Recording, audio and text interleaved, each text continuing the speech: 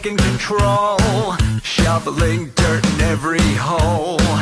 Predators to condemn your soul, watching you and watching me. We're all connected but separated, misunderstood and so frustrated. A million armies of one have invaded, watching you and watching me. We live behind glass curtains and act like nothing's wrong. Soon you will belong. I know you're out there somewhere. We've watched you for so long. Wait for you to fall. We'll expose you all. I know you're out there somewhere watching me. The little brother wants to make headlines, be immortalized. Everyone's got an electric eye with the digital spies. They've watched you for so long. I know you're out there somewhere watching me.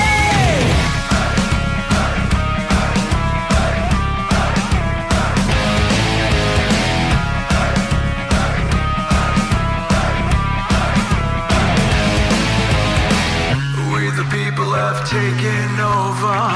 We the people are little brother, standing by to dethrone each other, watching you and watching me. Paranoid, the lens is our weapon, desensitized in our lust for attention, democratized by our voyeur obsessions, watching you and watching me. Slaves to perfection, don't let them project you as you are. Reveal your every flaw. I know you're out there somewhere. We've watched you for so long. Wait for you to fall. We'll expose you all. I know you're out there somewhere watching me. Little brother wants to make headlines, be immortalized. Everyone's got an electric eye with the digital spies. They've watched you for so long. I know you're out there somewhere watching me.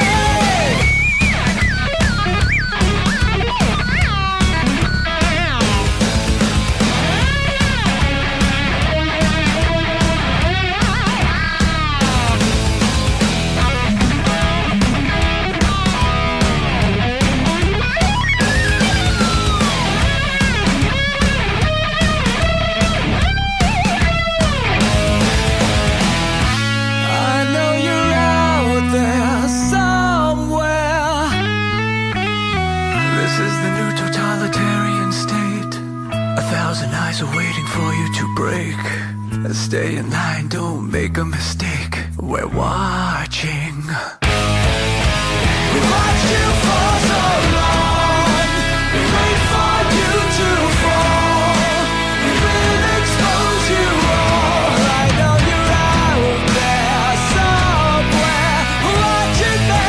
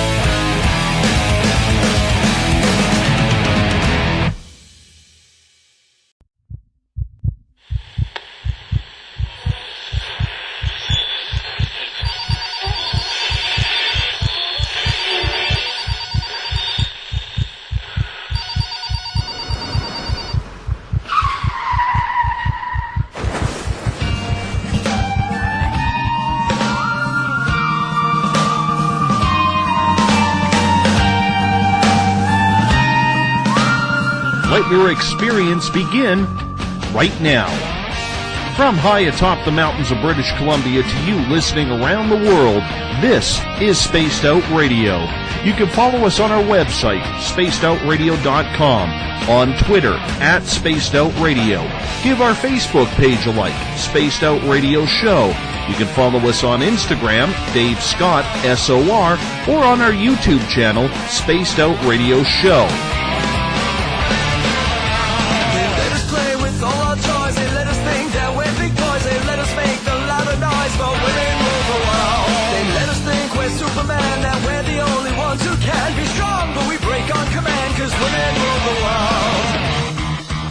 Buckle up, space travelers. It's time to go for a ride as we are live on Spaced Out Radio.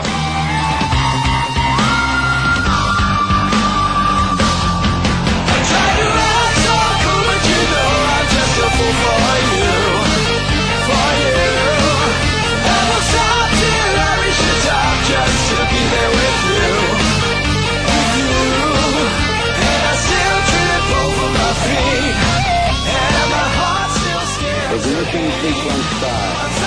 6, 5, 4, 3, 2, 1, 0.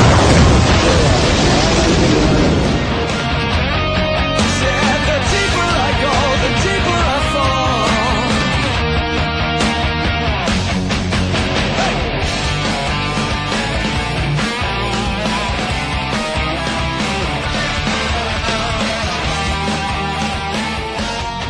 Good evening and welcome to Spaced Out Radio. Tonight, I apologize for interrupting the Tribe and Cubbies going into extra innings, but I am your host, Dave Scott, and thanks for listening in on spacedoutradio.com, on Spreaker, and on Revolution Radio.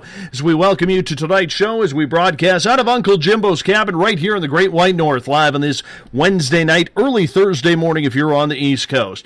Here at Spaced Out Radio, we do this thing every night of the week because we want to be your official one-stop shop when it comes to the conspiratorial, spiritual, ufological, paranormal, and so much more.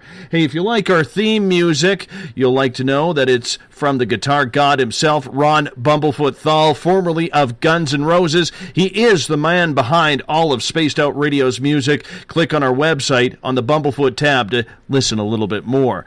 If you can follow us on Twitter @SpacedOutRadio. Give our Facebook page a like, Spaced Out Radio Show. On Instagram, I can be followed at Dave Scott, SOR. Subscribe to our YouTube channel, Spaced Out Radio Show. Tune us in on TuneIn. Download our shows from iTunes. And, of course, our website is spacedoutradio.com. At this time, we welcome in everyone listening in on the Revolution Radio chat room on the High Plains Talk Radio Network. Our fans on Facebook at Euphoria Chronicles, Chronicles of the Unknown, Forest Moon Paranormal. Our chat room on Spreaker, which is filling up, and of course, the flagship chat room, the SOR Space Travelers. If you haven't signed up for our SOR Space Travelers Club yet, it is time. It's only $5 a month, and with that, your name gets entered in a monthly prize draws. You get access to private group interviews, access to a special section on our website, and so much more. Hey, we're going to give you a hell of a lot more than just access to our archives. While at spacedoutradio.com, you can read our latest blogs and check out Eric Markham's SOR Space Wire for your latest and weird news. And if you have a strange experience you cannot explain, Mike Schmidt, our intrepid researcher, wants you to fill out an SOR Sightlines report. He will get to it. All information is 100% confidential. Remember, if you're a listener on Revolution Radio, it is the largest non-profit online station going. Take the time to visit freedomslips.com and donate today. Tonight, we head back to 9/11, where we look into the conspiracy of what happened that fateful day in September 2001. And if you hear the siren going off right now, that's because I live near a fire hall and I broadcast out of the cabin here. And so if it rings twice, there's a car accident, you might hear it again. But when you live in the middle of nowhere, and I have to explain this, when you live in the middle of nowhere like I do, sometimes cell service isn't very good. So they do it the old school route. They bring out the old air horn. There's number 2. I'm sure you could hear that. So we're good to go now. We can continue on. So hopefully everyone's okay. Anyways, getting back to 9/11, it is this generation's JFK. It literally stole what remaining innocence we had here in North America. 9/11 is that day where you pretty much remember where you were, who you were with, and what you were wearing. We were, as a society, all in shock to see and feel terrorism brought to us on our own soil. Flights were grounded, and we banded together to help one another out. And for just that brief moment in time, we were all just a little bit more polite and accepting of one another. Then the conspiracy started. Now, yes, there are millions of people out there who still believe the official version of what happened on that day, but the problem with this event is some of the puzzle pieces just don't fit together. Building 7 collapsing. No video of what hit the Pentagon. Why was there no debris at the Shanksville crash site? Where were the black boxes from the 757s that hit the Twin Towers, yet a passport survives? In other words, 2 plus 2 was not equaling 4. Then, loose change came out. Those of us who had any questions started looking into this documentary with open eyes. And there was the evidence, right in front of our own faces. All we had to do was open our eyes. Fast forward 15 years, and there are still so many theories as to what happened and who the players were, it's now pretty damn hard to believe anything anymore. But loose change is the original. And from the film, we have creators Dylan Avery and Korey Rowe to break down everything that we have learned since putting this film together in 2005. Dylan and Korey, thank you so much for joining us on Spaced Out Radio. Appreciate it. Definitely, sir. Thank you for having us. Now, Dylan, you're also going to play the roving sports reporter here, so whoever wins, you have to make the announcement. I don't care who you cut off here, because for those of us who are listening and unfortunately do not have a TV in our studio, some of us want to know. Yeah, all right, we'll keep you updated. I could probably. Yeah. Excellent. I appreciate that. Gentlemen, let's go back in time here to September 11th, 2001. And Korey, I'm going to start with you on this one, if you don't mind. Where were you when you found out about what was happening in New York, and what was your initial reaction?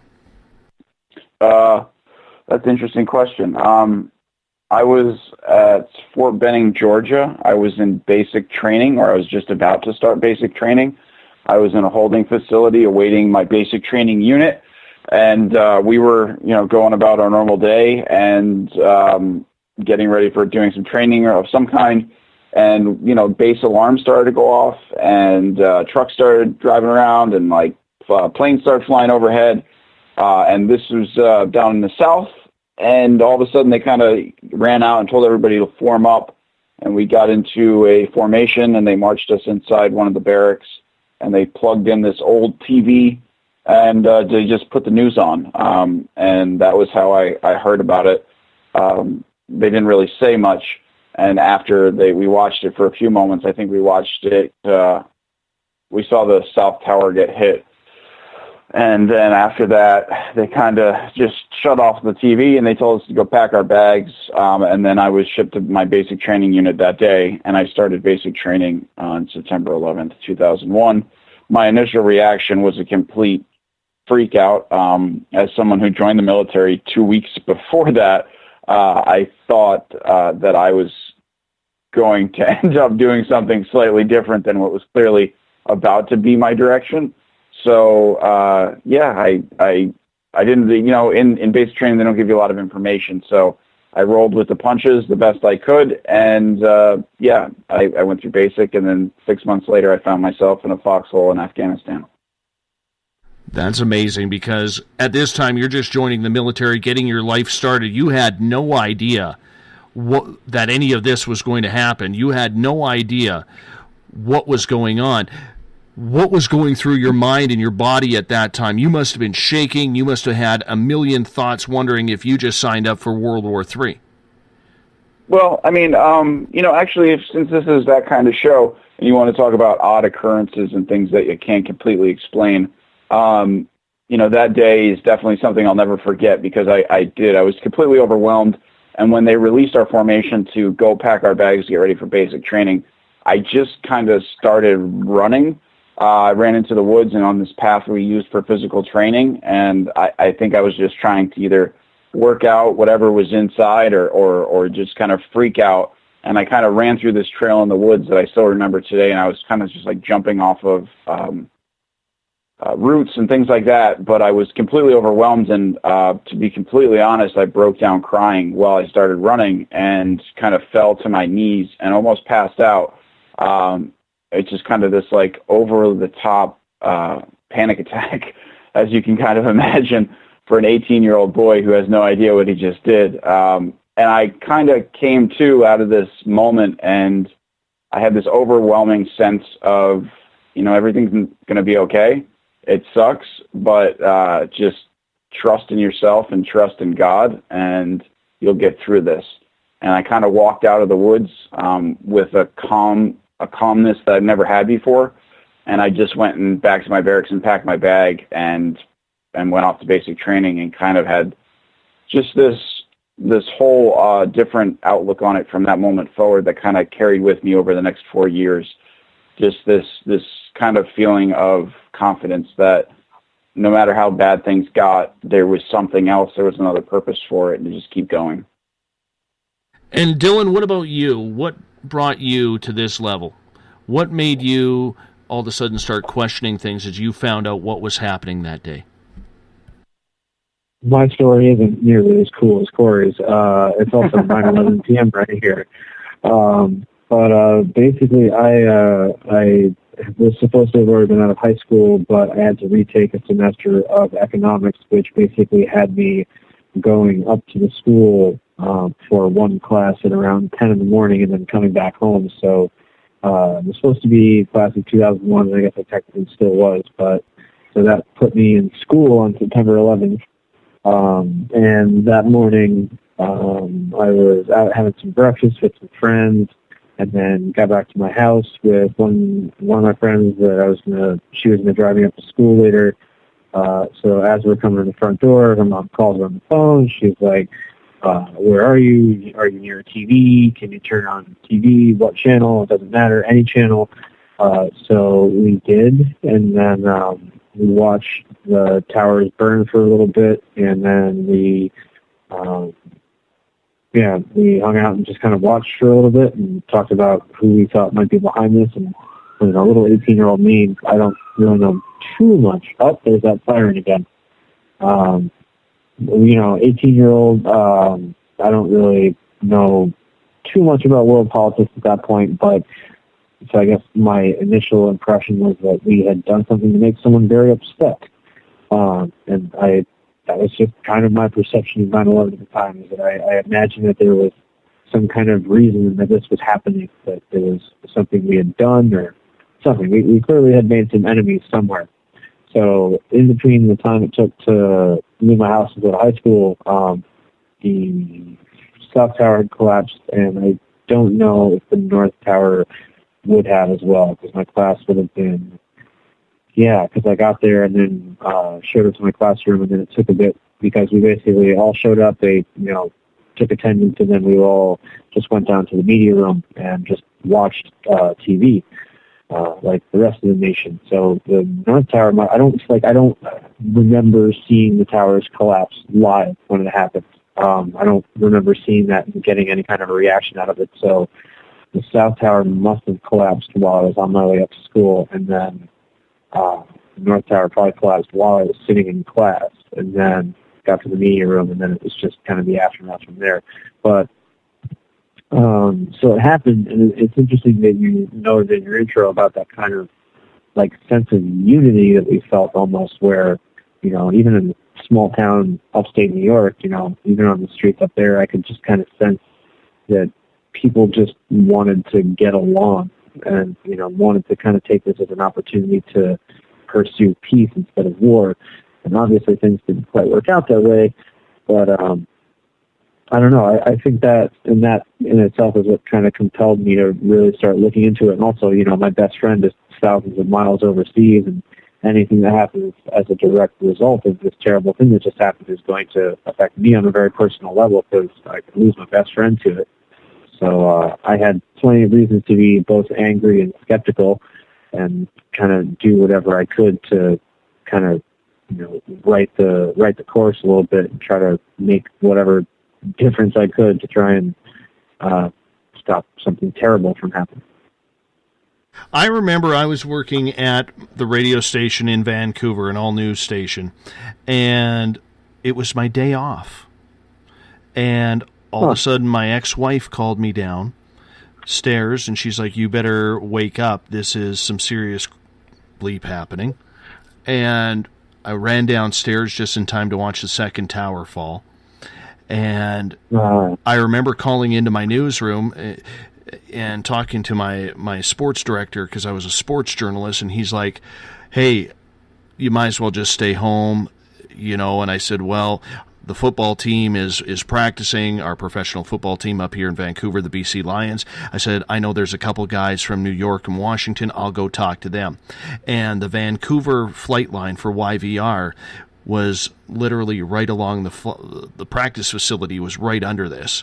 And so all of a sudden I remember practice stopping about halfway through, and everybody on the football field kind of looking up in the sky because there was no more jets. And it was just absolutely amazing.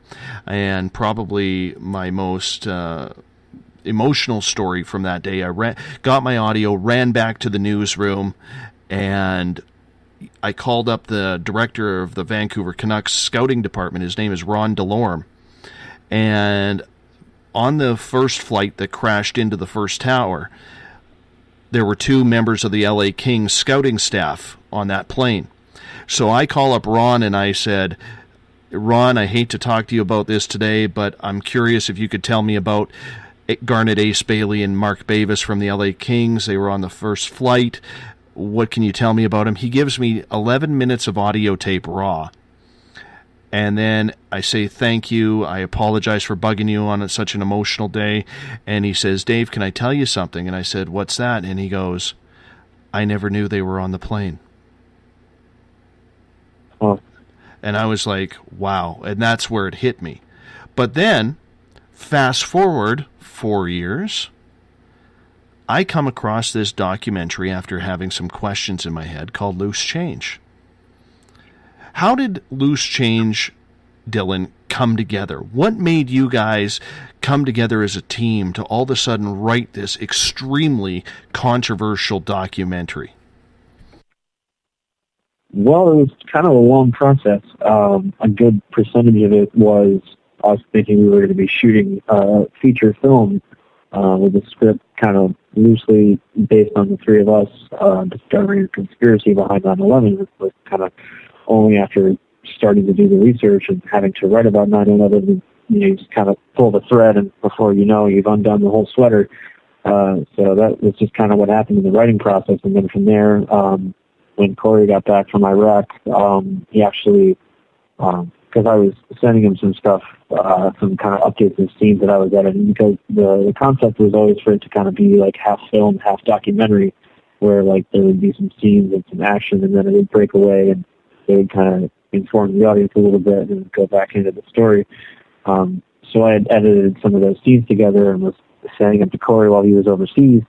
And eventually he was like, "Dude, I'm buying a camera and I'm going to get it shipped to your mom's house. So when I get back, we're going to shoot some of these scenes from the script you wrote." So that was the start of realizing that the feature film was not going to happen. Just not the script that we had written. It was too ambitious, and none of us were actors. None of us were barely filmmakers at that point. So it was just a realization that the original idea wasn't going to work, but all the documentary scenes were there and done, and those always got a really good reaction whenever people saw them. And that, I think, is ultimately what anyone reacted to when they watched it. So I don't know, maybe Korey can fill in a little bit more on that, but basically it was a year or two of just kind of fiddling around with the information and trying to figure out what the best vehicle was for it, and then eventually giving up on one aspect and it turning into something else. So at the time it was really disappointing, but it obviously, worked out for the best. And Korey, I'd like to get your opinion of that. When you guys came together and you decided to start looking at all these facts that weren't adding up, how quickly did you say, "We got something here. We got to run with this"? I remember seeing Dylan's writings and some scenes that he edited while I was overseas in Iraq. But it was when I got back, and he actually had them made into DVDs, and he packaged them all up, and he sent me some.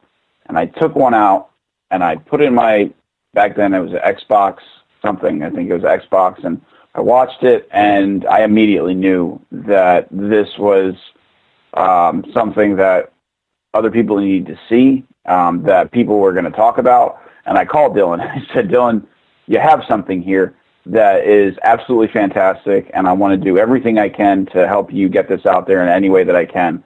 I think this, and for me personally, it was a vindication of a lot of the questions that I had been asking in my 2 tours overseas, why we were there, what the foreign policy was dictating that we were doing, the intelligence that led us there, and then, of course, some kind of closure for my buddies that didn't come home with me. So, I needed information. And I'll be honest, when I saw, after my first tour in Afghanistan, I went out to see a movie with my friend Jason called Fahrenheit 9/11, and I had never been introduced to information like that before. And while the general consensus of the people in the theater was discounting its material, for somebody who had just spent 6 months, 7 months on the front lines of Afghanistan, the information that Michael Moore portrayed was not only accurate, but was extremely kind of giving me some closure and starting to connect some dots. And then after going into Iraq and seeing that we had been, pre-built there for over a year before they started selling it to the U.S. public, I knew that there was a hidden agenda there. And then as we went from the southern tip through Baghdad, through Mosul, and out towards Syria, it was very clear that whatever intelligence had led us there was fabricated to the most extreme, because the people of that country were in no way, shape, or form a threat to the American people, and neither was their government. And so, for me, coming back and having the opportunity to do something with it, so basically the moment that I had the opportunity to leave the military and my time was up, I got in my car and I drove right to D.C., and I sat right across the table from Dylan and said, hey, buddy, and we got to work. I think it's important to note that while we did have plans and aspirations, at no time were we at all expecting what was about to happen. We were 2 kids in a basement apartment in D.C. that had this crazy little idea and put it on the internet. And the internet, and again, you have to remember, this was a time too where before YouTube, before the internet is the way that it is today, and sharing information and sharing videos was very, very different. And to have the response that we did back then, before viral videos, Vanity Fair called us the first internet blockbuster, and others called us the first viral video of the internet. It was crazy, and it was basically 2 days of hanging out together in D.C. and then 10 years of trying to keep up with this beast that just got let loose. As a veteran, Korey, did you feel let down by your own government from what you learned the more and more you crawled into this cave of information?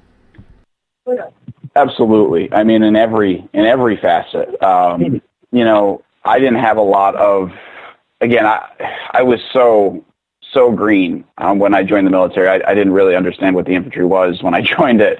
I signed for the signing bonus, and I signed because I didn't have a lot of other opportunities. So, I'm looking at an article on my wall right now that was printed. Actually, let me look at the date. It was printed on July 23rd, 2002, and it says soldier recounts service, and I'm quoted as saying terrorism has to be dealt with. And that was after my first tour. A local paper interviewed me because I was one of a very few number of people that had been in the Middle East in response to 9/11. And at that point, I was brainwashed, totally pro-America, pro-war, got to go get them. But it was the minute that I heard that we were going to go into Iraq that my mind just kind of twisted. And I was in Afghanistan when I was told it, because my unit was a pretty elite unit, and we like to go into things first for some reason. So I remember calling Dylan or sending him an email of some kind. He could probably tell you that I said, hey, man, it was an email. And I said something along the lines of, we're in Afghanistan now, but Iraq's next. And sure enough, I came home and 30 days of leave, and then 6 months later, and I'm on a plane back to the Middle East to go invade a different nation now, who supposedly did all these other things, and me being me, who already had problems with authority, really started to have some hard fucking questions about what the hell was going on, and yeah, so that's basically that. Dylan, I want to get to your timeline here, if we can call it that. What was the first piece of information that you can recall, Dylan, where all of a sudden you're looking at everything that happened on that fateful day where you said, this isn't adding up, there's something wrong here? And was it that piece of information that just kind of led you on this path to finding out more? It wasn't one. I mean, I can remember obviously a few specific things that obviously stood out to me at the time, like the collapse of Building 7. But for me, especially in the early days, there was very little to go off of, just because there was still so much we didn't know. But I think for me, the initial thing that got to me was the military's timeline, or lack thereof, because there got to be up to 3 different versions of when they scrambled jets and where they scrambled them from, etc. So that, I think, to me was the first big thing where I was like, this doesn't seem to add up at all. And then the other thing is, again, like Korey said, there's no YouTube, there's nothing like that. So getting footage of what happened on 9/11, you usually had to order a VHS tape off eBay or something like that. God, I don't even know if eBay was around that early, 2001, 2002. It might have been. It probably was. But it was hard to come by footage of 9/11. So in 2002, when videos started popping up online of the collapses and then eventually Building 7, it was like, oh wow, yeah, this is interesting. So that I think was basically it for me. It was the military's reaction or lack thereof, and then just seeing the buildings falling, and then seeing Building 7, which I think for many people is kind of the tipping point where you see it and you don't really know what you're watching. You just know you have to watch it again. So, yeah, and then after that, everything else that comes with it, the put options and kind of the suspicious things about the hijackers, just everywhere that it goes from there. What amazes me about the film is right at the beginning, you mentioned the history that this had actually been, maybe not this specific attack, but some sort of made-up terrorist attack had been on the books for almost 30-plus years before it was actually followed through. Why do you think that was out there? Why do you think that there was so much against wanting to bring some sort of terrorist attack onto U.S. soil? Hold on real quick, breaking in there. It's 8-6. Cubs are up by 2. Bases loaded, top of the 10th. We got somebody's up to bat. It's going good over here. It looks like Cubs are going to clinch it, but the Tribe still got to win it back. 107 years. I was looking forward to them being disappointed again. Fingers crossed. They're up. Fingers they're up crossed. So, sorry, Dylan. Thank you for the update, Cor. But no, that's what we needed to know. Exactly. In regards to the history of everything, I don't think a lot of people could have even thought of or imagined the history that went back towards planning some sort of attack on U.S. soil by your own government. Yeah. Northwoods is very interesting in that regard. I mean, it's something that was actually put on paper that people were legitimately discussing doing. Obviously, it's not quite on the scope and scale of 9/11, but that's just something that's been declassified that we were able to read. So you can only imagine what has not been declassified and what kind of plans have been drawn up that have never been never has been followed through upon or followed through on. I don't know proper grammar there, but yeah, it's. I think I love history. History I think is something that a lot of people kind of lose sight of. And they say that those that forget history are going to repeat it, and it seems to be happening, especially now, the presidential election. But I digress. So I love context, and I love seeing how I love seeing how the world was created in which something happened and what kind of steps were taken in order to create that world. So for me, especially, like, plans that were drawn up decades ago and things that happened leading up, and the way certain technologies were developed and the way certain properties changed hands, and just kind of the preparation. And like you said, like adding to that scale of how long something like this may or may not have been in the planning, whether it was specifically 9/11 or just something like it. Because obviously, I think they were planning 9/11 in 1963, but they were definitely kind of toying around with the idea, going, all right, well, what exactly can we get away with? And Korey, when you bring in the fact that your own government has on paper wanting to bring some sort of atrocity to your own nation, that is something that we in North America are not used to. That is something that we think of as something Stalin would do back in communist Russia days, or Hitler with the Nazis. Well, from a military perspective, I guess there's two ways to think about it. And this depends on your perception of what government is and what military is and how well you think they prepare for things. And I think it's illuminating that something like this was put on paper, because there's two different thought processes. One, that the government is all-knowing, that they're all powerful, they're all intelligent, and we know that that's actually, in 99% of the cases, not true. And what I've really started to realize over the years is that you can't really expect there to be someone in the room having a conversation that you're having. So for something like this to be put on paper is not only alarming, it's terrifying, and it is something that you see being used in other nations that we have to be seriously worried about, i.e. Russia has used these kind of things. Putin himself used the apartment bombings and actually killed people, as opposed to the Reichstag, and used this to help instill himself into power. So these kind of things are used by dictatorship-style nations, and I mean, it just kind of reveals to the point that we're not a democracy, we're not even capitalistic, we're just kind of this predatory system that relies on preying on other systems as well as our own, and basically to whatever end that we need so that we can either keep our system running. And I mean, really just to even just think about that point and how far it really goes and how bad of a position we've put ourselves in as far as our debt and how far as, the international global political stage right now and the political leaders that we continue to choose. We are, this is going from backwards to forwards, but we are really setting ourselves up down here below you guys to royally screw up this whole side of the world. So, it's scary. It's terrifying. And I mean, there's two parts of me. There's the part of me that lives my life in ignorance and pretends that these things don't exist, because to think about it is something that took me years to get over. But then the other half of me, which is that I can't ignore them, and that it's part of who I am to know these things and to pay attention to these things. So, and then to really realize the realities and then to do something about it.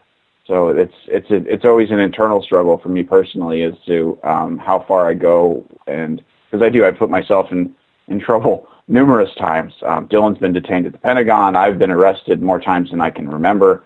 We have put ourselves out there in a way that most people wouldn't, and it's not really giving us any benefits. And in the end, it makes us question why we do things.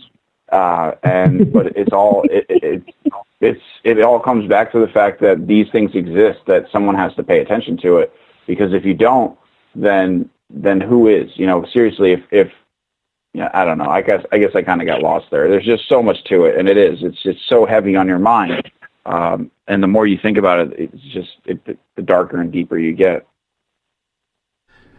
When you guys put this together, did you expect the results and the criticism, the hatred that would come along with it, Dylan?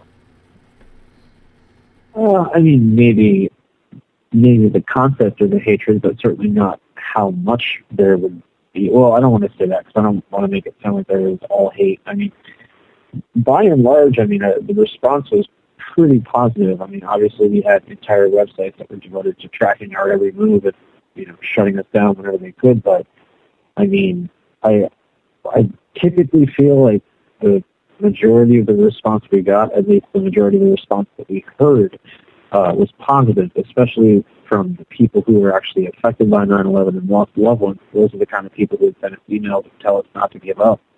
But like Korey said, we just kind of working on this to just work on it because it was just this cool little thing we were doing. And yeah, obviously we wanted people to see it, but we never actually expected it to go that far. And, like we said, at that point, we were just struggling to contain it as opposed to really anything else. It just got so damn huge. I mean, people were like downloading it, re-uploading it in different languages every day. It literally took on a life of its own and really kind of fulfilled the prophecy of its name. And I get that.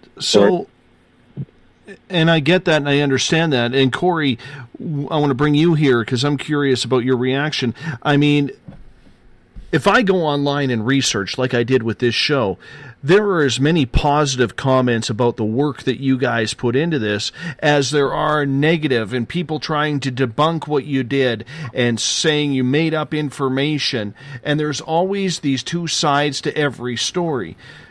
How do you feel about that when on one hand, people are applauding you, but on the other hand, people who don't even know you are dragging your name through mud? At this point, it's made me who I am, and I appreciate it. So I don't. Can you ask me the question again in a real short way? I had a better answer than that. Well, a lot of people, on one hand, are totally complimentary for the hard work you guys put into this, but on the flip side, the debunkers, the non-believers, that's what it was. Yeah, no, yeah. Where I'm at this point is that I don't care, and that I think that the controversy is great, and I think the argument between people and the discussion is really what it's all about. And we always kind of said back then that controversy was our biggest asset because it got people to talk about things. It got people to be passionate. And that's what we've really seen a lack of, I think, in the last decade is people have kind of lost their passion. They're not sure what their goal is or what they're supposed to be doing, and nobody's really kind of helping them figure that out. And so everybody's kind of lost their passion. And you see after 9/11 just such a great output of energy artistically. I mean, just people thinking and acting and being vocal and caring and being passionate. We haven't seen that since then. And I think that no matter what, whether they were for us or against us, as long as they were talking about it, that was what mattered. So let's go to the day. We see the planes hit the towers. We see them collapse.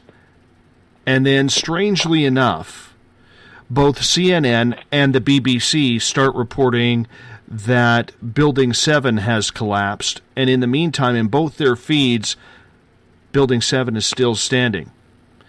Korey, what do you think happened with Building 7? Okay, so this is, all right, this is a poor example, but I think it illustrates at least a little validity. So we all know that Hillary Clinton is corrupt. We know that the Democratic Convention and the whole process that we have just gone through is corrupt. I'm not pro-Trump. I'm not pro-Clinton. I'm not pro either one of them. I don't think it matters. But we knew, and we've known for years, that she is getting special assistance, that she gets special deals and things that get pushed. And we've known that those kind of arrangements have been there, but we haven't had proof because we just like, well, look at them. They do this, and they're with the group, and they're all rich, and they're all elite, and they do these things, but we didn't have their emails or anything. Well, guess what? Now we have the emails. Now we have the emails from these people saying, okay, guess what? Here's the question that she's going to be asked tomorrow at this debate that the nation is using as the deciding factor in our election. And then we're going to spin that. I mean, I could go on for days, but this is the system that exists. And now, for the first time, transparency is starting to poke through. So what happened with Building 7, what I truly think, and again, that I have no evidence to support, is that we're seeing the same system that we've known that exists, that information was spread, that someone was told the wrong thing at the wrong time, and whatever mistake was made, and they reported on it while the building was literally in the background of the shot. they can say whatever excuse they want. To me, my gut feeling, the gut feeling that leads me to believe that these people are corrupt and they have inner circles and they share information, is the same gut feeling that leads me to believe that that's exactly what happened. There was a mistransmission of error, which is, again, down that whole rabbit hole then you get down to, because what Dylan and I have been fighting ever since we put out Loose Change is to clarify and to verify the things that we've said. So we've been extremely scaled back in the ability of what we are able to talk about without a link or a news article. And you've seen the reduction of Loose Change from what it originally was to a journalistic, verified piece of information, because it went from two kids making something they were passionate about, using their voice, and it turned into getting sued by Paramount Pictures and, you know, like Charlie Sheen and Bill O'Reilly and Mark Cuban and this huge stupid thing that ruined the voice that was there. And I mean, that's I don't know. Again, I'm getting lost in some of these answers, but it's just the parallel, the story that this thing went through, the transformation not only of Dylan's life and mine, but the transformation of this project, the transformation of other people who saw this film. It's just so all encompassing. It's amazing. It's just I'm still blown away with it. And after all these years, and we don't pay enough attention to it still. It's just fascinating. Dylan, when it comes to Building 7, do you look at it as we never really investigated as much as we should have due to the thermite, or do you think it was because Rudy Giuliani moved the debris out of New York so fast that there was really no opportunity? Well, I would definitely go with the latter because it's true. Yeah, it didn't help that, you know, I think even NIST in their report said that they didn't actually look at any samples from the building, which is kind of the problem when you're supposed to figure out how it collapsed. Yeah, there was a lot of destruction of evidence going on there. That certainly didn't help. And then, of course, in the samples that, because it wasn't NIST,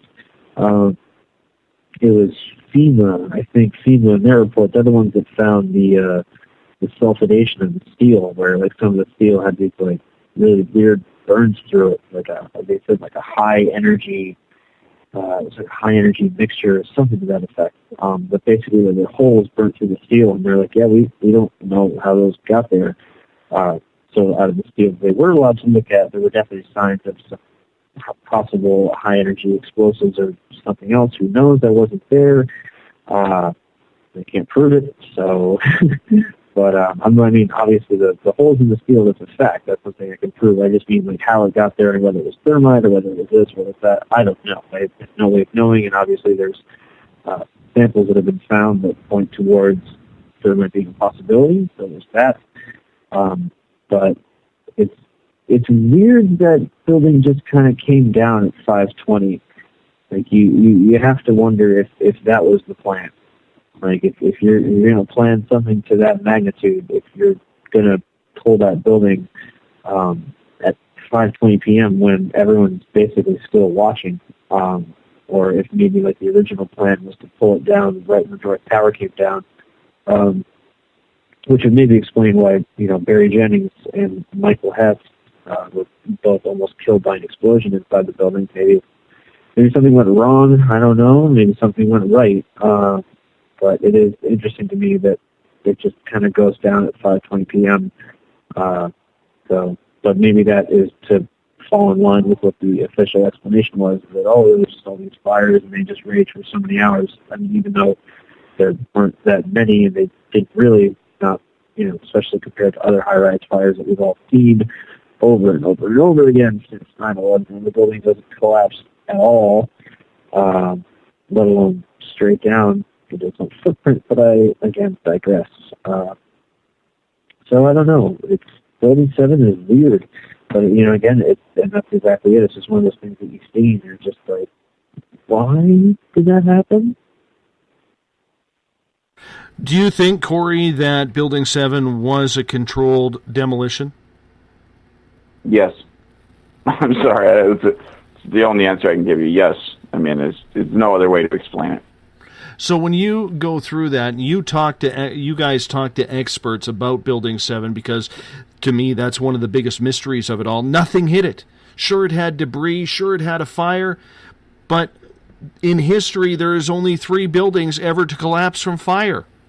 3 steel structures. And that's the World Trade Centers and Building 7. The first 2 you can, with the airplanes hitting and maybe weakening the columns, you can maybe give an argument to. But there was no reason, Korey, for Building 7 to come down at all. I mean, there's obviously reports. People have their theories, and they're probably better educated than I am. But it doesn't make sense. It doesn't make any logical sense. And even the reports that they release don't really cover the real information. They just talk about that how it got up to the point of collapse, and then collapse initiated. They don't talk about how the collapse actually happened. In a bunch of different cases. So what I know after all these years is that I don't know. I know that the buildings weren't supposed to fall the way that they did. I know that it still needs to be investigated. I know that it led us on a terrible path, and that we still need to go back and look at what we did wrong in so many different ways, because again, we are going down a path that we can't get away from. Do you think it was all about money? Because a lot of people made money off of that day, both as it happened and afterwards with the newfound powerful military-industrial complex, Dylan. Definitely a prime motivator. I mean, I think any investigator worth his weight in salt is going to tell you to follow the money in an investigation. So that's definitely the prime thing. It's about money and power. to really boil it down very simply. I mean, we're still using 9/11 as a nation, so it's about that. It's about the fact that they knew that it was going to be that that catalyzing event that was going to allow them to basically put whatever mechanisms in place they want. That's really what it comes down to. It comes down to money and power. How much money can we make off of this, and then how much power can we get out of it? Tell me about, Dylan, Larry Silverstein. I mean, to not show up for breakfast after a canceled dental appointment? Yeah, that's a little suspicious. So you have things like that. Like it seems like if you're part of the power structure that was responsible for 9/11, it's pretty convenient that none of your friends got hurt that day. We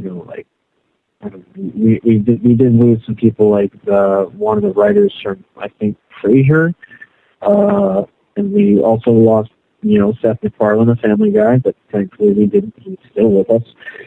So I don't know. It's fascinating to me that even I think the construction company that was working on the wing of the Pentagon that got hit that morning has ties to either Dick Cheney or Donald Rumsfeld, or both. And although that section of the Pentagon was an active construction site and they were still working on it, strangely enough, none of the employees of the construction company were killed that morning, even though they should have been there and working on the wing of the Pentagon that got hit by a plane. So there's that. So there's just a lot of coincidences where people just happen to not be there. And a lot of people didn't get that memo, which is kind of infuriating. Because, again, it's how the power mechanisms work, where you're basically, George Carlin said it best, it's a big club, and you're not in it. So if you're not in the big club, then, you may lose your life if you're in the wrong place at the wrong time. And we do want to mention that the Chicago Cubs have won their first World Series since 1908. It's only been a 107-year rebuild, but they've actually done it. So good job, Cubbies, for finally breaking the streak. You know, I'm sad. I hate it when these long streaks end. I really do. You know, because you expect them to be perennial losers. But that's just me. I guess we can't call them that anymore. They're world champions. Korey, I would love it if you could go into who Larry Silverstein was. The owner of the World Trade Center. He was the contractual owner. He placed insurance on the buildings. Obviously, and I think, and this was a large sticking point for a while, that people were like, oh, well, the insurance claims involved acts of terrorism. The buildings had been attacked before by terrorists. So, yeah, I mean, honestly, man, I couldn't tell you that much about him. I haven't studied him in a long time, but he's the character that a lot of people focus on, and he said the main term that everybody really focused in on, which was to pull it. And after the fact conversation was that he was saying that they were meant to pull the firefighting operation, but of course there's, why would he have that say, as well as how would he have the knowledge and all those different things. But pull it is the demolition term for blowing up a building. He said pull it, and then the building came down. So a lot of people look at him as being as the inner circle. He made a lot of money off of 9/11, and and Dylan, does he still owns the new World Trade Centers? Is he still alive? Probably. I would imagine he's probably on his third heart or something like that. One of those bastards that you can just buy another heart. Yes, because David Rockefeller needs a seventh at 101 years old. Right. That's what I'm glad you caught the reference. Thanks. I did. And you know what? There's nothing more that shows that money can buy anything. It's crazy. It's so disheartening. It truly, truly is. I want to stay in New York for the time being. We only got about 5 minutes before we got to go to our first break here on Spaced Out Radio. With the two towers, we saw, and in your movie, you zoom in to show these explosions that are happening every 10 to 15 stories as the tower is collapsing. Were people hearing, Dylan, the explosions before this happened, or was it all kind of pull the trigger at once and let it all come down? I do believe there's a record of both. Also, for me, it's been a while since I've looked into all this in depth. But from what I remember, there were explosions going. Yeah, well, actually, I guess it depends on your criteria, because according to both Willie Rodriguez and Kenny Johannan, I think his name was, who was also featured live on TV, said that the plane struck and then a guy ran into the machine room and all of his skin was burnt off, which is weird because the plane hit 1,000 feet up in the building and this guy in the basement has his skin burnt off. So to answer your question, yes. Yes, indeed. There were explosions prior to the collapse, and one guy got his skin burnt off by one. Man, how many people did you interview through it, or did you just use news clippings of people saying that they heard these explosions? Originally, all we had to rely on was the news, but at one point we ended up interviewing firefighter John Schroeder, who actually testified to the damage in the lobby. In fact, I think his words were, when we got to the lobby, it looked like a bomb went off in the lobby. There was no fire, it just looked like a bomb went off. So there's that. In our travels, and into Ground Zero several years in a row on 9/11, and we had firefighters come up to us and ask us for T-shirts, tell us that they were very aware of the whole situation, that they couldn't say any further on camera, but they were big fans and they were very aware of the whole situation, is what they said to us. So we've had enough people come up to us throughout the years, both just regular fans and people that were there and people in official regard, just kind of tell us good job and keep it up. And like I said, some people have provided specific information to us. it's just overwhelming at this point, and it's hard to think of like specific examples. But I mean, except for all the ones I just gave you. But you know what I mean. It's just there's so much that it's almost hard to even think about it sometimes, because we went so many places and met so many people, and who knows how many of them were telling the truth and how many weren't. I mean, obviously the firefighters who were standing there in uniform were telling us the truth. But you know, some random guy comes up to us during a screening and says, "Yo, man, I was there and I saw this and heard that." You kind of have to use your judgment, obviously. But I think you get what I'm saying. Absolutely, and we got about a minute left. We are talking with Dylan Avery and Korey Rowe from the movie Loose Change documentary that has been revisited a few times as they continue to put new information combined with the older film information. You can find the video, like I do, on their website at Loose Change. Just Google it, or you can go on YouTube and Google Loose Change. It's there as well. It's one of the first, it's one of the best out there when it comes to the conspiracy side of 9/11. And I highly suggest you check it out if you never have. It's worth the 93 minutes of your time, and you'll learn a lot. Your eyes will open. And in the end, that's how we're going to get answers. If we all start learning this and start asking for those answers. You're listening to Spaced Out Radio. I am your host, Dave Scott. We'll be back with more right after this. Looking for news beyond the mainstream news? Head to spacedoutradio.com and check out the SOR Spacewire. This is Spaced Out Radio's Eric Markham, news director for the SOR Spacewire. Daily, I will bring you intriguing stories and outlandish reports from what's going on around the world. UFO sightings, paranormal activity, conspiracies, alternative health, and so much more. And if you have news, email me at news@spacedoutradio.com. Hi there, I'm Butch Witkowski, lead investigator with U4Cop. On the final Monday of every month, you can listen to me and host Dave Scott on Spaced Out Radio's Strange Days. We're going to get to the heart of the matter when it comes to what's happening out there. People are seeing and experiencing things from ET contact to Bigfoot, and I want to hear about it.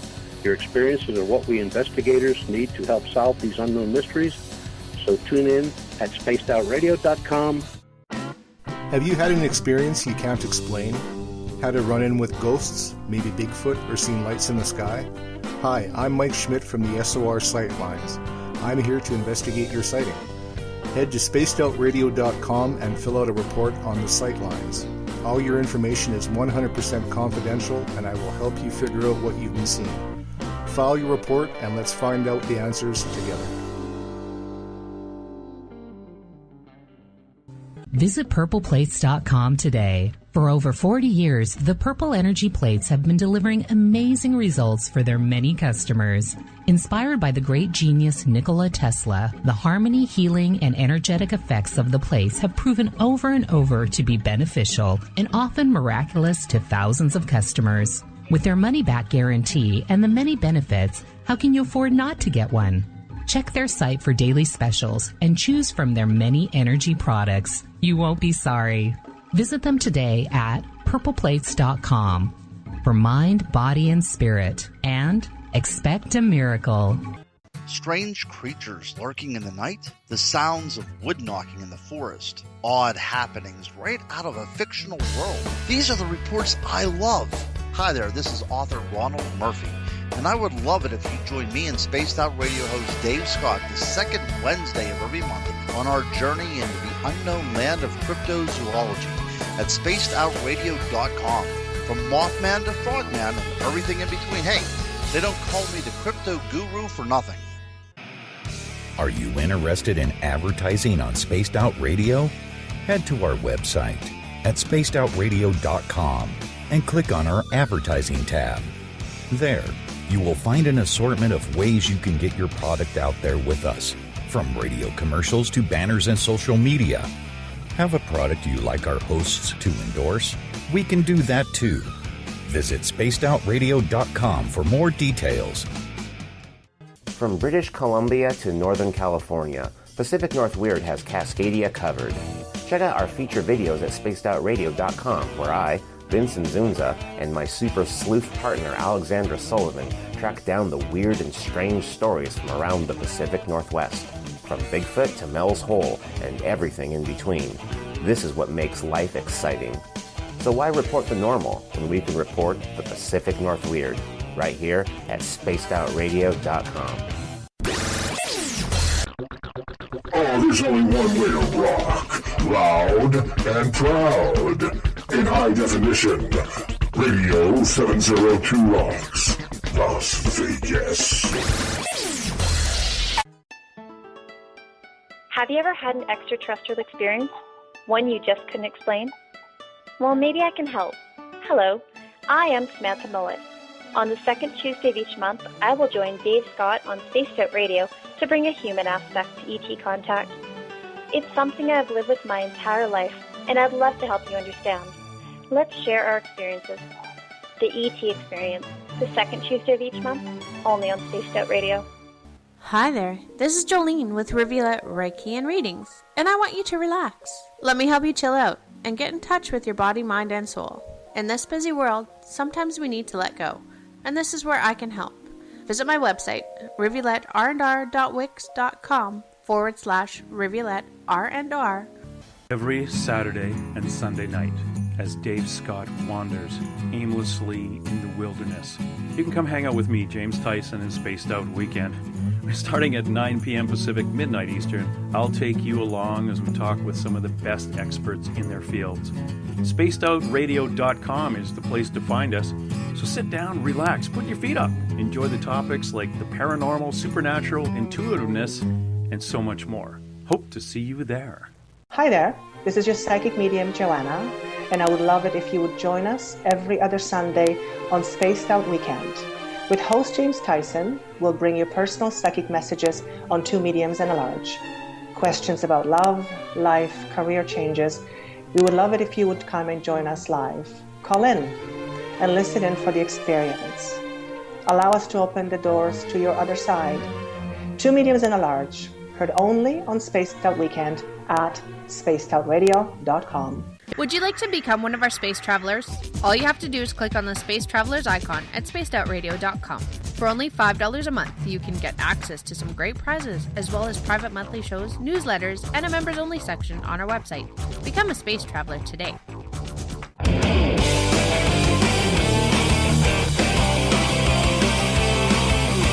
Do you have a topic or a guest that you'd like to hear on Spaced Out Radio? Let us know at spacedoutradio.com, where you can sign up to become a Space Traveler member today. Or you can find us on Twitter at Spaced Out Radio and on our Facebook page, Spaced Out Radio Show. Welcome back to Spaced Out Radio tonight. I am your host, Dave Scott. Good to have you along for the ride.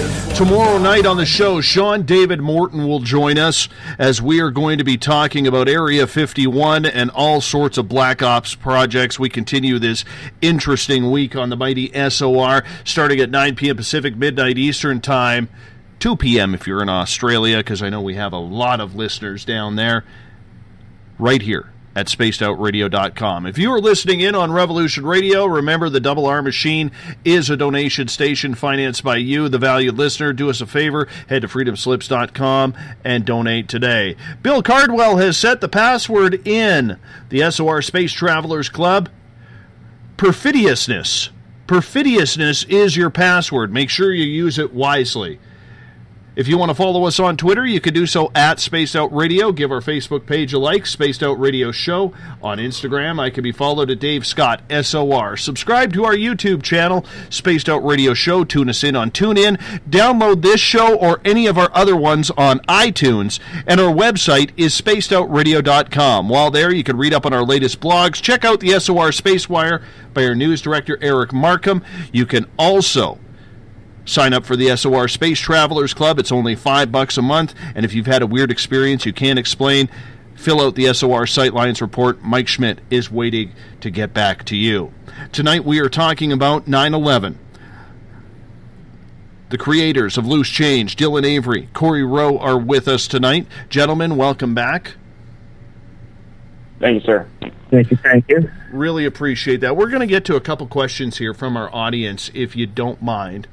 And the first one comes from Michael. And Korey, we'll start with you on this one. He is saying, gentlemen, what do you think about all the melted metal in the basement of the towers and the length of time it took to cool it off? I think this is just further evidence of what we all know, that it was brought down with controlled demolition. It was brought down using explosives that created molten steel. It was reported by the firefighters who were in the building. It was evident from thermal imaging from the sky. It was evident days and days after the cleanup started. There's no logical way that should be there. I mean, again, the argument was fuel tanks or the burning fuel. Or I don't think that justifies pools of molten lava streaming down I-beams. Doesn't make sense. I think it's pretty clear evidence that that explosives was used. Pretty familiar with explosives, and I think that's pretty much the only thing that could achieve that. So, hope that answered your question. And Dylan, would you like to reiterate your thoughts on that? Well, I know we've seen several high-rise fires in the aftermath of 9/11 that burned for 24 hours or more, I think, engulfing up to, I think, a third of the building sometimes. There's been some pretty serious high-rise fires in the aftermath of 9/11. And, I mean, first of all, none of those buildings have ever collapsed, so I guess I can't say that we never found molten metal in the debris of those buildings because, again, those buildings never collapsed. But also, the steel, it doesn't make sense because, like, the official story hinges on the steel not really melting but just weakening. But then I'm not really sure what the official explanation is for these extreme temperatures and this extremely liquefied metal in the debris. I mean, they were pouring fire retardants on it like all day, every day for the first week, and it wouldn't cool off. It didn't cool off until December. We're talking 3 months. I mean, how hot does something have to be to burn for 3 months? It's not a plane crash. So whatever happened there, 3 months, man. 3 months is a long time for a fire to burn. There's got to be something serious going on there. There's got to be something fueling it. So because again, like if the only rational explanation according to the official story would be that it's heat from the from the sections of the buildings that got hit by the planes. But if that's the case, then wouldn't that heat have been dispersed when the building was dispersed, when it collapsed? Like, how did the heat from that part of the building 1,000 feet in the sky somehow get all the way down to the bottom of the debris pile where it got buried and remained hot enough to turn into molten metal for 3 months? It just doesn't. It's basically the answer. So, yes, I'm reiterating. Follow-up. Nice reiteration. Well done. That was beautiful. That was beautiful. Thank you. Follow-up question from Michael here. He is asking, and Dylan, we'll start with you on this one. What do you think about Dr. Judy Wood's work and her term dustification? I remember some things from high school. I don't remember justification ever being used in any of my classes, so I'm still not convinced it's a word or a thing. Pulverization of the concrete happened, but I don't believe that dustification of the buildings happened. So I'm not really into Judy Woods' work. But I don't really like the politics of the 9/11 movement is one of the reasons that I walked away from it in the first place, because of all the division that was happening. So I'm certainly not in any rush to cause any more. But I think it's more important to just talk about the things that we know. And we know that there's a lot of concrete that was turned into basically dust. I mean, that's true, but there's a certain line that I personally have to draw when it comes to what I say with what happens to buildings. Specific terms and specific things that happen.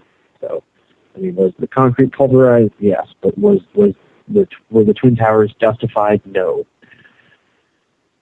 Why did you decide to walk away, Dylan? Because you were one of the key figures in putting all of these future documentaries together, but before you guys got, or after you guys got started, we saw different groups pop up, from 9/11 truthers and architects and engineers of 9/11. All of these seem to happen after you guys. Why did you decide that it was time to walk away? It's just the whole thing had kind of already hit its peak, and by like 2007, 2008, it seemed like we all felt like, at least the people I was in touch with, and especially us, I mean, we've been going at it really hard for a couple of years, and all these expectations were piled upon us. But, it just, we all needed a break, I think. And also when Obama got elected, I think that there was a lot of kind of complacency that washed over a lot of people. And also, like Korey said earlier, we got a lot of great art in response to the Bush era, and I guess loose change is a part of that. So once Bush left office, a lot of that kind of anger was no longer there. I mean, obviously he released American Coup in 2009, but it wasn't born out of the same energy. It kind of, American Coup kind of came from a different place.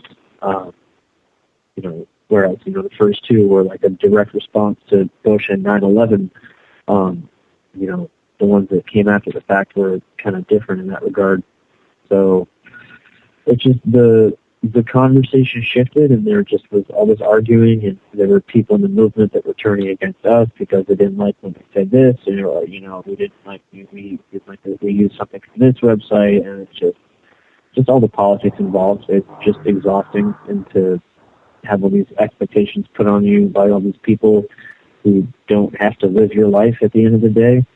It's exhausting, and it comes to a point where you just have to take care of yourself, and I'm still in the process of trying to take care of myself after loose change, trying to get there, but it hasn't been easy. So I don't know. I hope I answered your question. So basically what you're saying is this has really taken a toll on your life. This has really dominated your adulthood, and in the end, you have to take care of yourself, because I'm assuming along these lines there must have been death threats there, and not just from people who were angry that you would even conceive some of these ideas, but I'm thinking government officials, or phone calls and wiretapping in the middle of the night, being followed. Did all of that happen? Mostly just the first one. Mostly just angry people on the internet. And just the media, all the intense scrutiny and all that. I mean, the government would have been very foolish to pursue or put us under any direct physical surveillance like that, because to do that would be to acknowledge us, and to acknowledge us is to prove us right. So I think that was the farther away they could stay from us, the better, and that's why they had the media do it for them. And so, you put a piece out on the media, and then, you get all these people coming to your website telling you you're a piece of shit, and, I hope you die, and all that fun stuff. So, with the right mechanisms in place, i.e. the media, you can get, regular, everyday people to take time out of their day to harass us, so the government has to do it themselves. So there's that. People are very easily persuaded when it comes to their emotions if you do it right, and they did. It's just like every time one of those specials were there that we did interviews with like History Channel or National Geographic or CNN, we were like, all right, here come the emails, and they were always all the same. People were just always saying the same things, and I do mean like word for word, like the same thing over and over. It just got like laughable to a point. It's like, oh, there's that, there's that one, yeah, and there's that line right there. So it also was kind of funny to a point, but again, it's just exhausting. It's the kind of stuff that comes with everyone paying attention to you and wanting to know what your next move is, both because they love you and because they hate you. And you just have to ask yourself how long you're willing to put up with that, and whether it's something you want to do for your whole life, and also whether it's what do you want to be the thing that defines you, and what. Do you want to spend your whole life talking about one thing and having to deal with one thing, or do you want to maybe try and do something different? And I don't really believe any filmmaker or really any person that creates something wants to spend their whole life talking about it. I think anyone that creates something gets sick of it after a couple of years, and it's hard for them to even watch it again, let alone have to defend it over and over. It's just like, look, that's who I was at that time, and that's the thing that I made, and anything outside of that, I don't really know what to tell you. That's just me. I don't know. Korey? Well said, man. That was beautiful. Yeah, that hit me in the feels. Do you regret it, though? Dylan, do you regret it? No. No, I mean, for good and for bad, yes, it's made me who I am today, but I mean, I couldn't, it would be foolish of me to regret it, because it's a big part of who I am today, so there's certainly nothing I can do about it. But no, I wouldn't say regret. I mean, there's certainly like what ifs and could I have done this? I probably should have done that, but I mean, I guess it comes down to that old saying that everything happens for a reason. I didn't expect any of those things that happened, so I guess I couldn't have responded to them perfectly because I didn't see them coming. And of course, there's always hindsight being 20/20. But no, I wouldn't say regret. Maybe a different emotion, but certainly not regret. Just like still, I'm still like hoping that there's something I can do that maybe not redefines me, but maybe redefines me is a perfect word, where I still feel like I'm dealing with loose change, even though, I'm not, but I am. I'm doing an interview about it right now. But at the same time, I've been working on Black and Blue for, about 2.5 years now, and getting ready to get that off to a sales agent. And then from there, we'll see where that goes and what that does. Then but then hopefully I don't have to spend the next 10 years of my life talking about police brutality. That would be nice. So I'm hoping to get that done, get that off, and it's going to do what it's going to do. And I would just like to take a nice little break. I don't know if it's going to happen, but I would like to. Because again, I still feel like I'm in that post loose change space where I'm not really sure who I am or what I am as a filmmaker, other than that guy that did that thing a long time ago that everybody kind of sort of remembers. And yeah, it was cool at the time, but what can you do for me now? Getting back to New York, Korey, I am still surprised, as you guys pointed out in the movie, that of all the thousands of military aircraft that the United States military has in all 5 services, that there were only 3 active fighter jets, 3 F-16s available, and they were moved out of state. How does a country with that sort of defense mechanism only have 3 available fighters on that day? I don't know, and I hope that somebody is held accountable for that. But I think, and again, these are fantastic questions, but I think people really need to focus on how this really affected us today and what the government is really like, because we all have these disillusions where we think the government is this strong being, and in this case, just like with these fighter jets, we're inept. It's smoke screens, it's smoke and mirrors.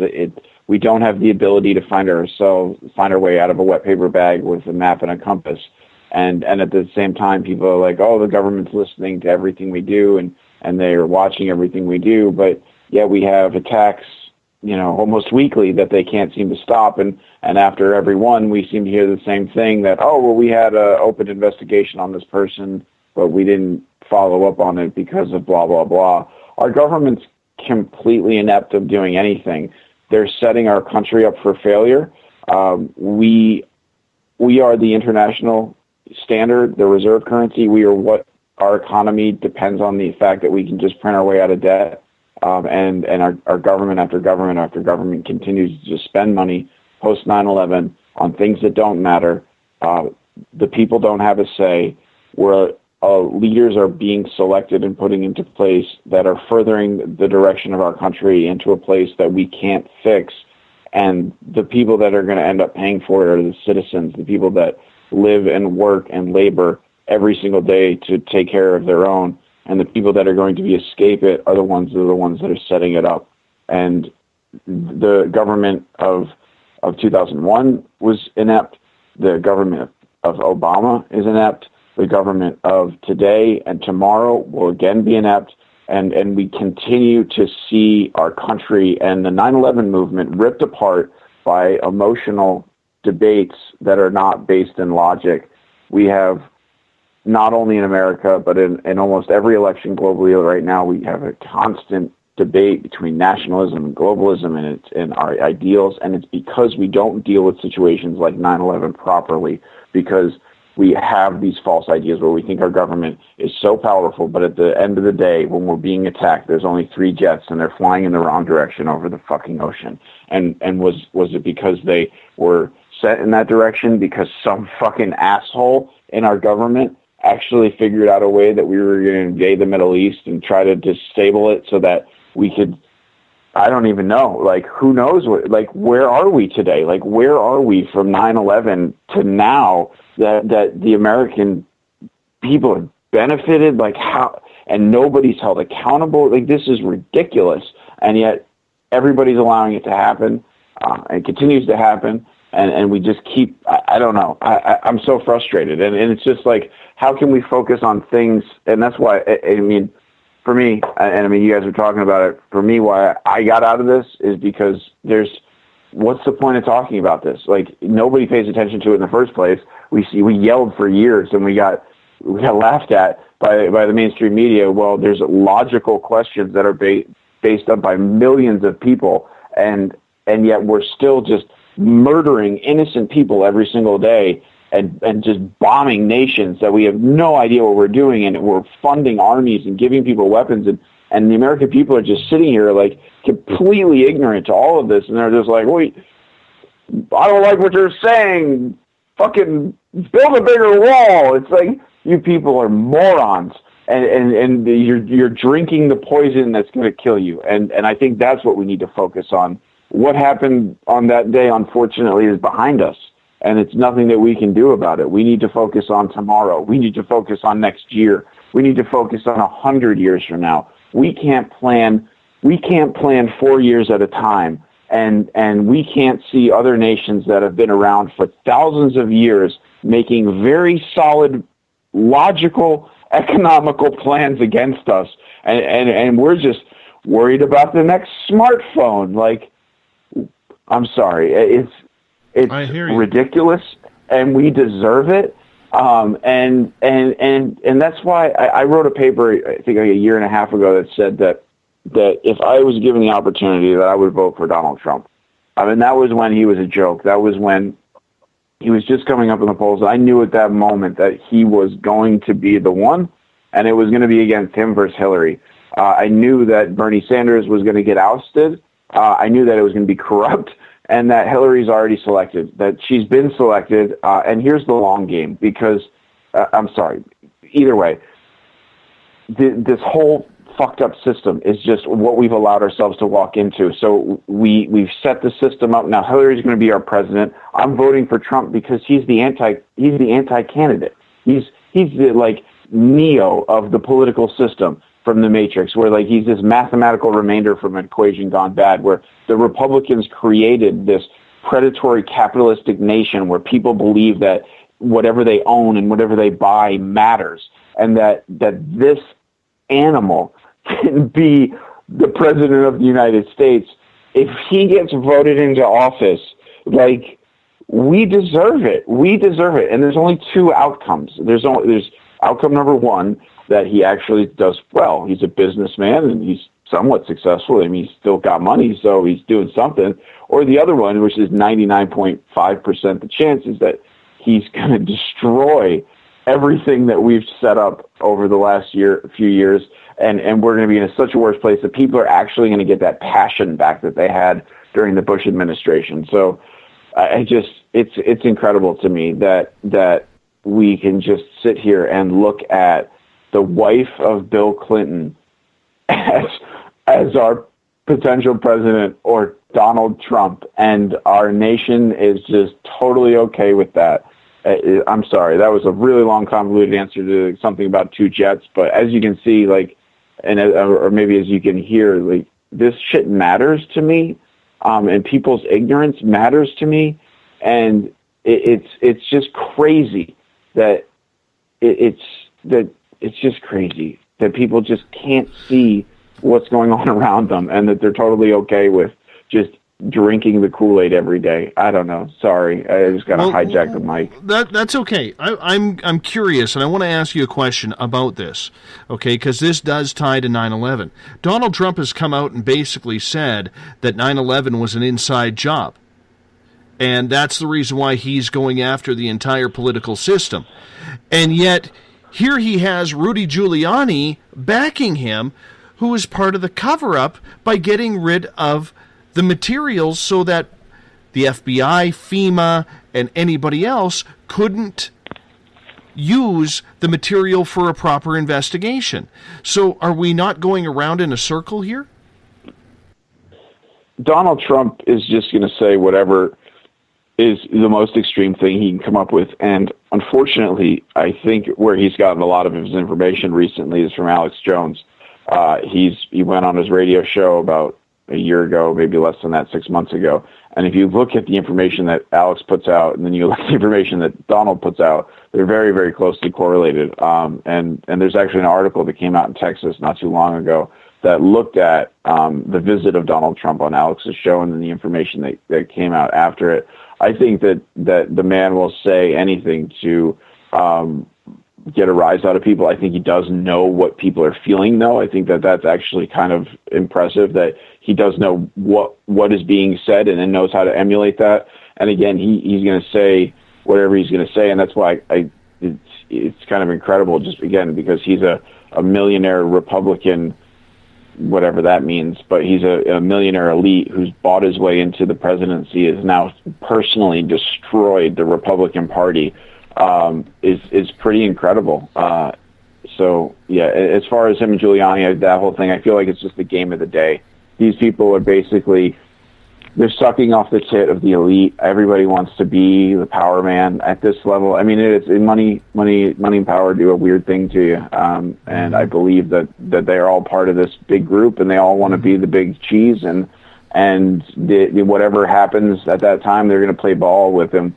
And you should see that. You see that alignment right now with the Republican Party and the Clinton family, because they have no other option. And I was interviewed by a guy at Politico about 6 months ago, and he asked me who I was going to vote for and why. And I told him, I was like, not only is Hillary our next president, I was like, she's going to get backed by the Republican Party. And it's because if you take away the titles of Democrat and Republican, you see who's going to play ball, who's going to play ball with the banks, who's going to play ball with the Federal Reserve, who's going to play ball internationally, who's going to deal with the Middle East and Saudi Arabia, and who's going to be a hardliner against the Russians. And that's Hillary Clinton. Donald Trump is too much of a wild card, and they're very, very afraid of him winning because, I mean, nobody thought that this was possible, and he actually has the ability to win because of this corrupt nature that this network that's been established, and it's because of and that's where I was going with it. Is you see them trying to place this whole thing on the Russians backing him and saying that he's a brilliant guy, and the American media has twisted the story about how Vladimir Putin said that he was a brilliant guy and that how they want him to be the president of the United States. And I mean, if you really look at it on an international stage, why any other country would want him to be our leader is because it wouldn't be the globalist elite Clinton family. It would be a businessman possibly willing to loosen sanctions and open trade routes that weren't previously established. And that's what Donald Trump has really kind of always been about, is that our trade deals are screwed up. And it has to do with, because of our American establishment over the world and our dominance of our currency as the international reserve currency. So he really shakes things up in that regard. So I think it's interesting. And basically, no matter what, we can count on is chaos, because Donald Trump is chaos. We know that. But what we also know that is Hillary Clinton is chaos. And historically, if you look at other nations that have put a woman leader into leadership, and there hasn't been one before, it's always been a male-dominant leadership. In that term, or the first term of that woman's first term, she's ripped apart in the media. The country goes into decline. She then is left office and isn't back in. and you've seen this in Australia, you've seen this in European countries and Balkan states, but you're starting to see this evolvement again. So it's, again, I don't know, it's crazy, the whole political thing. But in the end of the day, it doesn't matter, because Hillary's already been selected to be our president. That's my, I don't know, I got lost again. I'm getting tired. It's a late night. That's okay. Dylan, I'm going to bring you back in here for a second. Have you been surprised at all that it has taken so long for the missing 28 pages to finally get some attention? I mean, they've gotten attention over the years. If anything, I'm shocked that they got released finally. It seemed like it was kind of a non-issue when they were finally released. It just, I don't know. I guess if I had to choose a word, it would be anticlimactic. It was definitely great to see them, and there was some interesting stuff in there, but I don't know. I guess, like, what do we do now? You know, like, for a long time there, it was, all right, well, we just need to get the 28 pages released. So now we've got the 28 pages released. What do we do now? You know, I mean, we keep fighting for a new investigation, but there's no, like, specific thing that we know there's plenty of things we know we don't have, but in terms of things we know we don't have that we know exist, you know, like, we could ask for more footage from the Pentagon, and we could ask for, you know, footage of whatever hit the North Tower, but, you know, it doesn't mean that someone's going to give it to us or that they exist. It'd be nice if those things existed. It would certainly blow the case wide open, but I don't know if we'll ever see anything like that. So, sorry, it's also getting late, even though in the same time zone. But I don't know. It's weird. Like, I don't know what we fight for now, and I don't know what our goal is supposed to be, other than to just keep spreading the word and keep getting it out there, and maybe eventually we'll have some kind of breakthrough. I don't know. Korey, I got a question from Joe. He is asking, everything turned to dust when the Twin Towers collapsed, except one of the hijackers' passports. He's still scratching his head over this. If that passport was in the guy's back pocket, how the hell did it survive that inferno? I apologize. I thought he was going to tell me that moonbeams did it. Because I think that Judy Witt is the reason that the 9/11 movement split up. But anyway, that's just one of those lucky little pieces of evidence that obviously in our gut tells us that, well, that's pretty overly convenient. I think it's like overly convenient. That's all I can say about it. I can't, nobody knows. Surveillance cameras weren't there back then and capturing things and recording things, and who knows where it came from. Doesn't matter. It's just another piece of propaganda used to tell people to be angry and to respond to something emotionally that they don't understand and don't have the mental capacity to even look into, or the time or the ability. So, yeah, it's just an inconvenient piece of material that was focused on for the sake of propaganda. That's what I have to say about it. Let's move over to the Pentagon here, gentlemen. And I want to get into, what's his name? It's on the top of my tongue. Hani Hanjour. This is a guy who couldn't fly a Cessna, yet he does something with a 757, Dylan, that not even most fighter pilots could do. And they are trained. Explain that situation. Yeah, I mean, the ATCs, air traffic controllers that were working at, I think, Dulles that morning, you know, they thought that Flight 77 coming in was a military jet, you know, due to the way it was maneuvering and the speed at which it was coming in. So there's that. Guy could barely even fly a Cessna.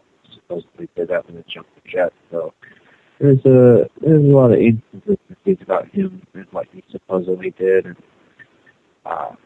you know, these hijackers, like, who were these guys? Where did they come from? Like, there's still a lot of mystery about them. Like, according to, you know, I think it was Yad Jarrah, the pilot of Flight 93, or, the alleged pilot of Flight 93.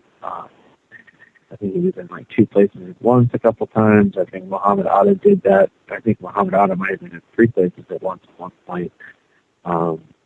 You have these assets and you shuffle them around, and you just kind of keep them at arm's length until they're useful. So it's interesting because some of these guys started coming into the States back in the early 90s, so you have to wonder, how far that can go and, who is going to be used for what.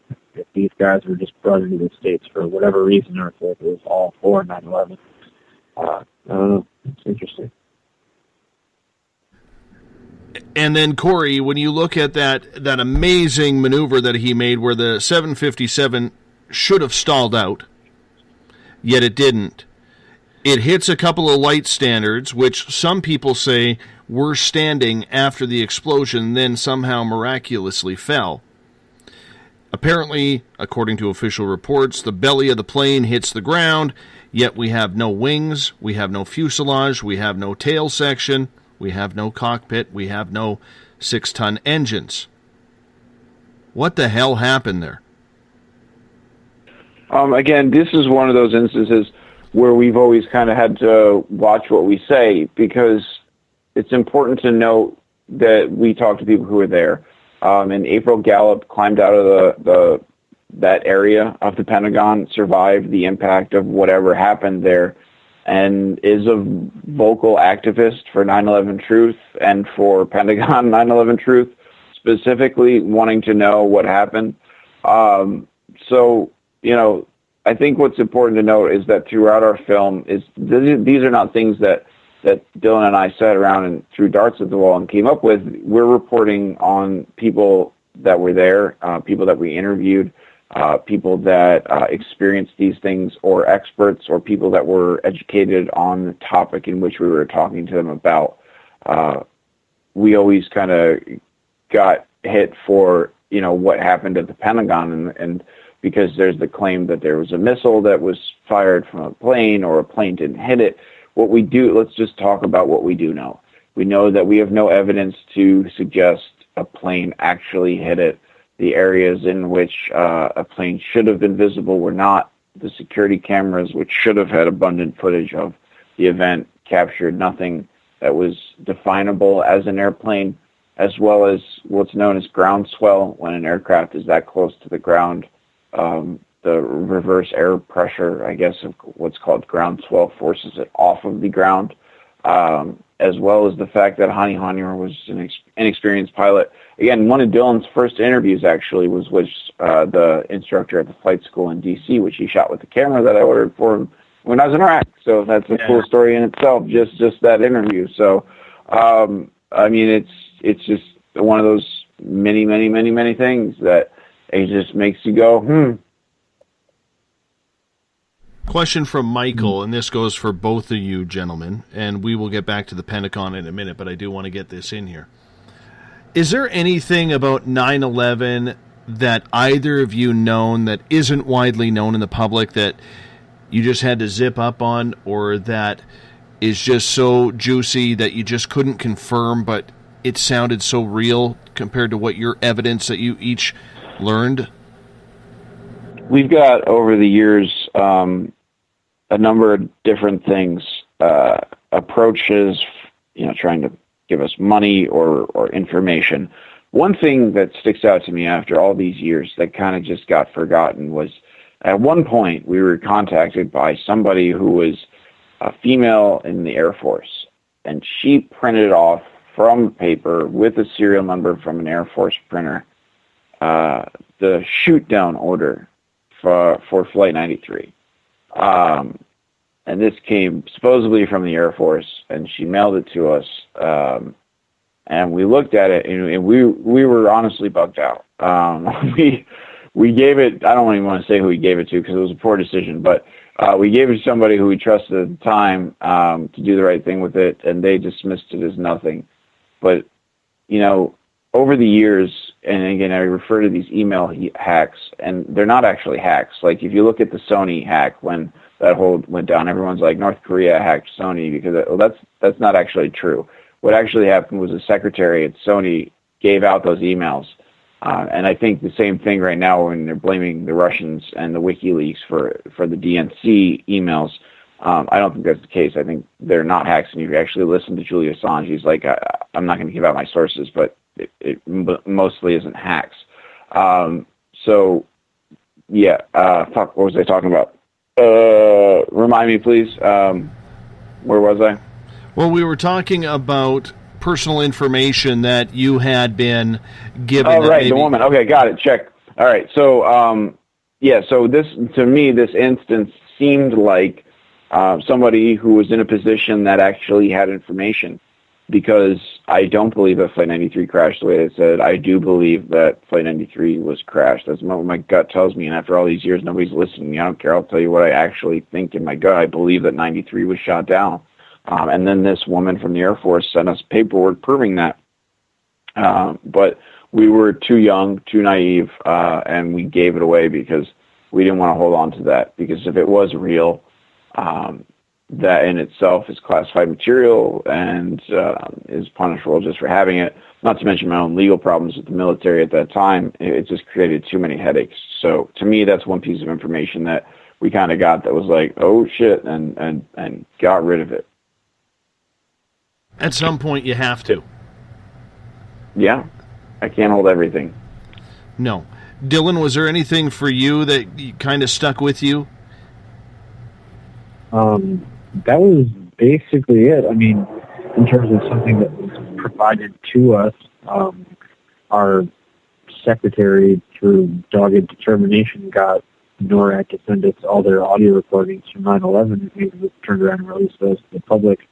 So that was. Oh, you can talk about the machine, Dylan. I don't know how much you want to talk about that. Oh, yeah, and there's also the machine, which has a bunch of audio recorded from 9/11 that was recorded from inside One World Financial Center, inside a trading firm. So it picked up, all the phone calls, and there were open mics on the trading floor too. So it picked up both the collapses. So that's interesting. So there's some things here and there, some things that we went out of our way to get, and then some things that were given to us. But yeah. And actually, I want to say another one. One of the most juiciest pieces of information that we've had over the years that people don't have is the behind the scenes of what really happened to two friends and a group of their friends going through this adventure together. And the footage that we shot behind the scenes of us going through this whole process and growing up is pretty incredible. And we're working on hopefully one day putting that story together so that people get to know the people behind Loose Change, because we're just normal upstate New York kids that were having a good time trying to be passionate about something and voice ourselves.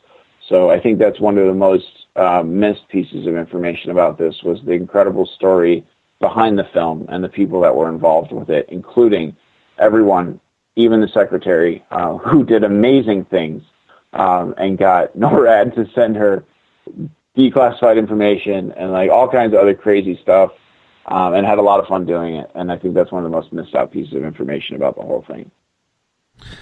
Thank you, and I appreciate you guys for answering that very honestly and candidly. That was really cool. I didn't expect that. Thank you so much for that. Getting back to the Pentagon for a moment, do you believe that it was an aircraft that hit the Pentagon, or do you believe that it was a cruise missile, Dylan? I don't even know. I do not even know. I can't even is the answer to that, because that's exactly what they wanted. So bravo, whoever they are. Korey, Korey, do you want to take a swing at that one? I don't have evidence that the plane hit the building. I don't have evidence that a missile hit the building. What I have is a woman saying that no plane hit it and she climbed out of it. So I'm going to listen to her because she was there. If they would show me just a couple frames of a video with a plane in it, I'm totally cool with that. Again, like, what's the point? There's how many cameras, Dylan, and how many actually showed footage? It's like 86 angles, something like that, and they say only like 3 show what happened, barely. But so 86 angles. So when we have 3, so what is that? We have like 4% of the angles. Can we have 25% of the angles?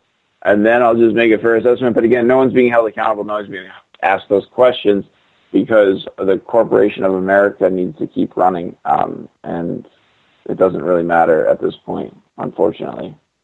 No, I know it doesn't matter, but there's still so many interesting questions that I get. And, dude, I'm as far away from New York as you can get in North America here. Well, almost. Yeah. You're pretty far. Yeah, you're up there. And I can tell you this, the people still have a very open heart to the questions that they haven't seemed answered. For instance, the exact same place the Pentagon is hit is the place where Rumsfeld is saying we lost $2.3 trillion. And the accountants just happen to be working on it in that area. That bugs people. Out of all the places to hit. And I think the people's emotions in regards to 9/11, even though you guys have done your part, you want to get back to a civilized life, which I totally agree with, okay? But the unfortunate part for the stand you guys took on this is, whether you walk away or not, do you think the people will allow you to walk away? To a certain degree, people have. Go ahead, Dylan. Go ahead. No, I mean, I was going to say, that they don't have to let us. I mean, we can do whatever we want, and I mean, if we come back, it's our choice. No, I don't know. I mean, it's always going to be there, but at the same time, I mean, it's up to us how much energy it takes away from our day. I'll tell you this, that we still make active strides on a very active basis quietly. I think what we've learned is how to be selective about our movements, because we still collaborate on projects. We still work with media, obviously. We still sell the movie. We still, we just released an updated version in December of 2015. It's just a shortened, high-resolution version for TV and digital distribution, because there was a chance that the film wasn't going to survive digitally because of the different versions that had been out there, and so many different people had copied it and posted things that we had gotten to a point where we weren't even able to post our own video on social media because YouTube was so confused over who owned the movie that it just started blocking everything. So we had to hire a new company, and then one of our companies that was distributing the movie stole a bunch of money from us and then filed for bankruptcy. So then we had to resurface the movie, and all of these things take considerable time.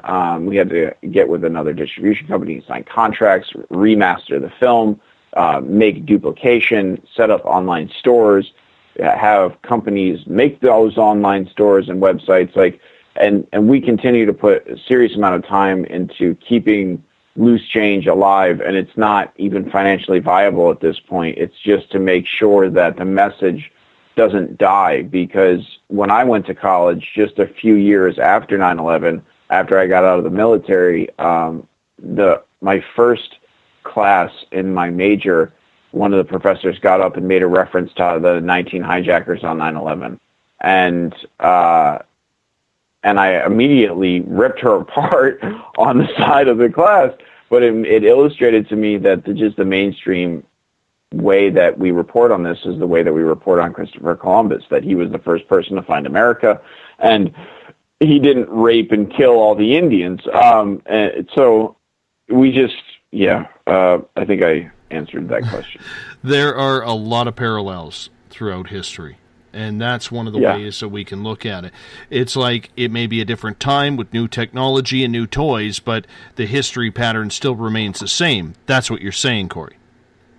Yeah, and we are active. I mean, we do this whole thing with the machine is another whole process of trying to uncover the truth. And Dylan's even current film, Black and Blue, is a link to the police state in which we find ourselves largely linked to 9/11 and this mindset that we've kind of become accustomed to and this racial divide that exists within that. So, again, we continue to work as proponents for truth. I think that we just, as adults instead of young 20-year-olds, have learned a slightly more strategic approach to doing it. Absolutely, and I appreciate the candid nature of that. When it comes to the Pentagon, why do you think there are not as many eyewitnesses coming forward saying they've seen an aircraft fly over comparatively to New York? I think just the geography. I think the geography has a lot to do with it. I think the speed. I mean, even whatever was passing over them in that area happened very quickly, and it's not an area like New York where you have something that's visible from such a direction. The Pentagon is not a visible location. You actually have to drive up to it, and once you're up to it, it's pretty massive. From the air, it's a lot more visible than it is from the ground, as opposed to the Twin Towers, which were the most iconic buildings in New York City because you could see it from 4 states or something like that. So everybody could see that. I think that's why, and also you also have a huge population difference as opposed to where the Pentagon is located between that and downtown Manhattan. See, the reason why I ask that is I've been a West Coast guy my entire life. I've seen Manhattan once, and that was catching a connector plane to Pittsburgh out of Newark. And I never knew that Newark was right across the harbor from Manhattan. And to be honest, I'm looking at him, and I remember saying to a lady flying in, I said, is that Central Park? She goes, yeah, that's Manhattan. And I'm like, are you serious? And she's like, wow. And she actually worked for Cantor Fitzgerald. But she happened to be in Chicago that day. So that was good on her for that. You know, it was nice to be able to get to talk to her because she was a fellow Canadian living in the U.S. But when you're on the West Coast, especially up here in Canada, you don't realize if you don't have the experience of traveling to the East Coast on how close everything is. And when I went back east the last time, one of my milk runs getting out of Pennsylvania was actually to Ronald Reagan International, which happens to be right by the Pentagon. And I was absolutely, as I'm flying by and I'm looking at the Pentagon and I'm flying by, and I say to my wife beside me, how could people not notice? It's right there. And yet there's only been a handful of people ever interviewed saying, we actually saw the plane hit. It's a mind scratcher for me and a lot of people. It's one of those things I don't get.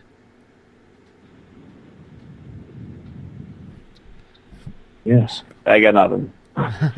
No, I'm just making conversation here. That's okay. Oh, good. It's a mind scratcher, and it's something we've spent more than enough time on, and I think we just reflexively need to look at how it affects us today. I think it educates us, and I think we just need to look at how it affects our government and how it affects our society, and personally how we can educate ourselves so that we don't kind of fall into the trap that we see around us, and fall into the trap of just eating mainstream news and doing things like that you're doing, which is independent media, which is something that's on the fringe, that talks about subjects that aren't as popular to the mainstream media and to the global public. And it's important because these kind of conversations need to exist just for open development of the mind and to really get into the corners of things that are possible. Because it's once you kind of talk about things that aren't possible or that seem unlikely, that you kind of get to a place that you come up with new ideas and be real creative. So it's good in that nature. Absolutely, gentlemen. Absolutely. Will you ever do a follow-up to Loose Change? Yeah, I mean, we kind of already won. We did, I guess, technically, but, I mean, like, in terms of, like, that series of films, I mean, they're basically done, but, like, there's things like all the footage we shot throughout the years and things like that, which wouldn't really be a Loose Change film. It would be about it. So, but also, we're gonna shoot the film Dylan wrote in the first place, which was a narrative film about three kids. I'm telling you, we're gonna do it, man. We're just gonna shoot it. It's gonna be fun. Now you're gonna see more stuff from us. It's gonna be great. You're gonna love it. I guarantee it. Well, I hope so. I hope so, man, because I really liked what you did, and I've seen a few versions of Loose Change, and I got to say, like I said, when I started this show, I had to bring you guys on. It's still on my original notes, and I still have that original notepad that I'll hold on to for quite a while, especially with we got the Spaced Out Radio's second birthday coming up here in actually 4 weeks from tonight, or 3.5 weeks from tonight. So, it's one of those things, guys, where I thought you did some incredible, incredible work. And I think we've lost Dylan. I think Dylan fell asleep. Oh, he just messaged me. He said he got disconnected, and thank you for the show. Not a problem. Would you like to come on for the next hour, or are you too tired to keep it going? I'm done, man. I got a huge day ahead of me tomorrow. No problem. I appreciate you having us on. I hope that we lived up to being what you were looking for and talking about what you wanted to talk about, because it was a great show and you had a great series of questions. I'd just like to encourage people to definitely always stay active and look into what's going on today, because what's going on today is more important than what happened yesterday, and we have to look forward. We have to look till tomorrow. We have to make plans and think about the next generation. So thank you, sir, for your time. Thank you for having us on your show, and best wishes to you and your viewers and listeners, and thank you for all your time and for listening. Best wishes. Cheers. LooseChange911.com, KoreyRowe.com, and thank you again. Take care, buddy. All right, bye-bye. The SOR Sightlines is a place for you to find answers to your strange experiences. Hi there, this is Mike Schmidt. If you have had an encounter with ghosts, UFOs, Bigfoot, ETs, or anything else that doesn't make sense, head to spacedoutradio.com and file a Sightlines report. All information you give is 100% confidential, and I will personally help you find the answers you need. SOR Sightlines, your answers are a click away.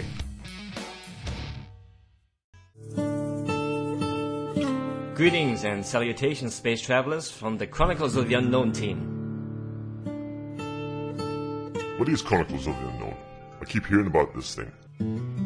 It's a new paranormal reality TV show based right here in beautiful British Columbia, Canada. Follow our team as we uncover claims of activity on the Caribou Gold Rush Trail. You can also follow us here every third Monday, where 2 members of our team will be available to answer your questions.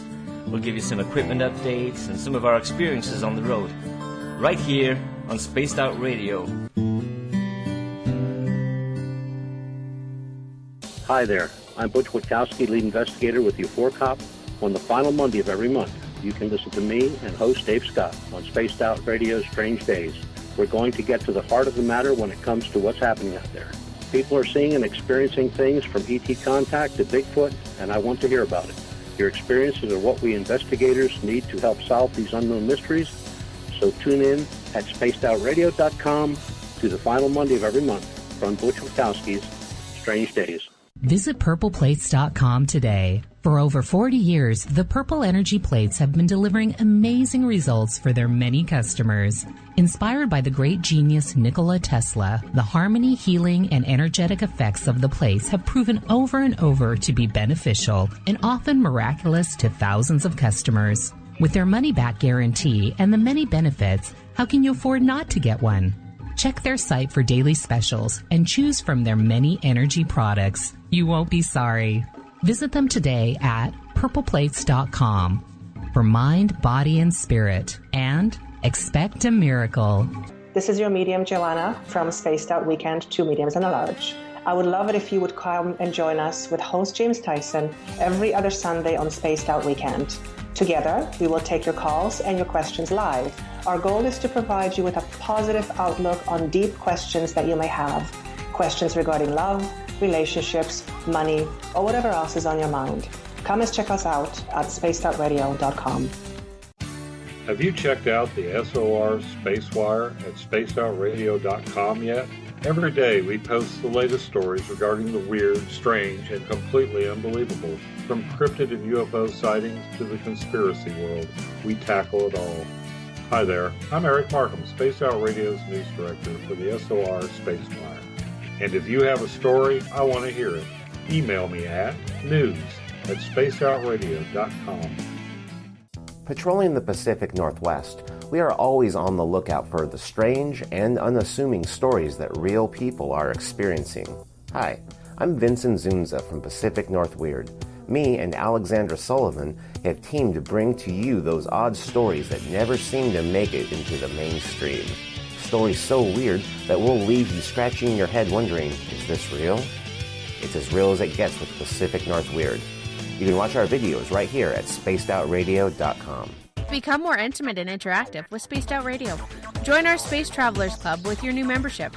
For $5 a month, we'll provide you with special access to the website, monthly prize draws from books to psychic readings, along with monthly newsletter, private interviews, and more. Sign up today to be part of Spaced Out Radio's experience. Every month on Spaced Out Radio, we look into the deep and dark reports of cryptids roaming around the world with me, Rob Morphy, from Cryptopia.us.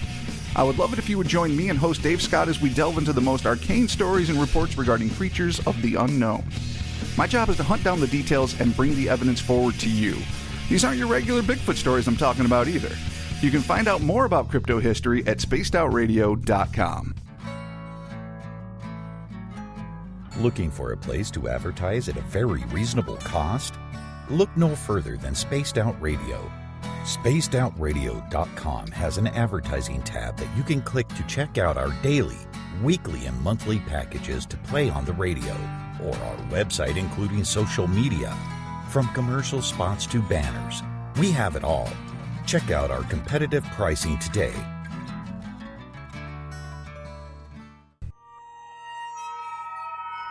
You hear footsteps in the empty room above you. A rocking chair begins rocking by itself. Don't be afraid of the things that go bump in the night. Reach for Spirit Storybox, the iPhone app the Huffington Post UK called the only ghost hunting app you will ever need. Spirit Storybox. The spirits are telling their stories. Are you listening? Strange creatures lurking in the night, the sounds of wood knocking in the forest, odd happenings right out of a fictional world. These are the reports I love.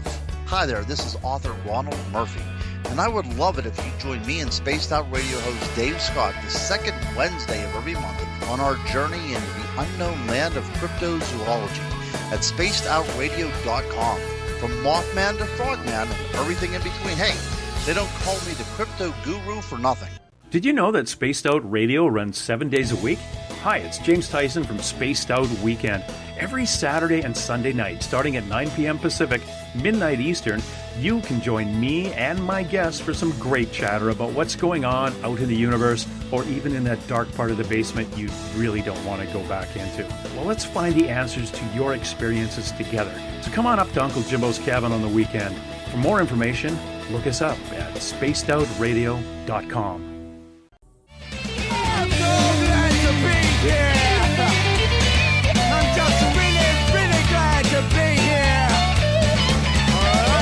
Would you like to connect with us on Spaced Out Radio? Head to spacedoutradio.com to check out the latest shows, guests, and sponsors. And don't forget to sign up for the Space Travelers Club. You'll find all you need at spacedoutradio.com.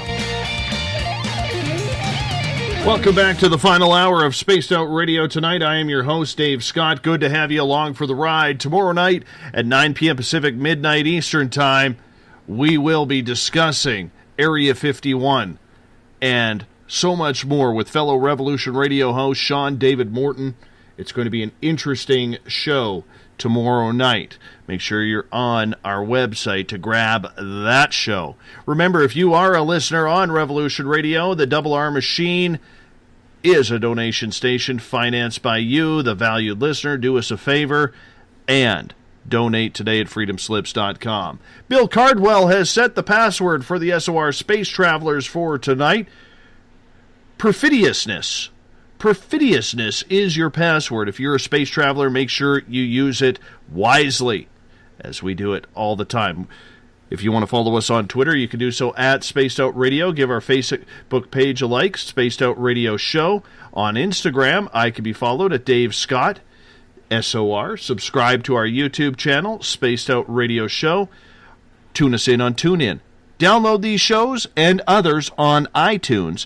And our website is spacedoutradio.com.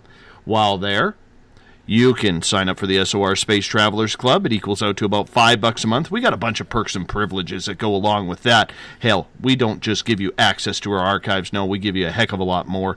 You can read up on the SOR Space Wire by our news director, Eric Markham. Listen to some Bumblefoot. Read up on our blogs. If you're an affiliate or you have a paranormal team you want to affiliate with us, let us know.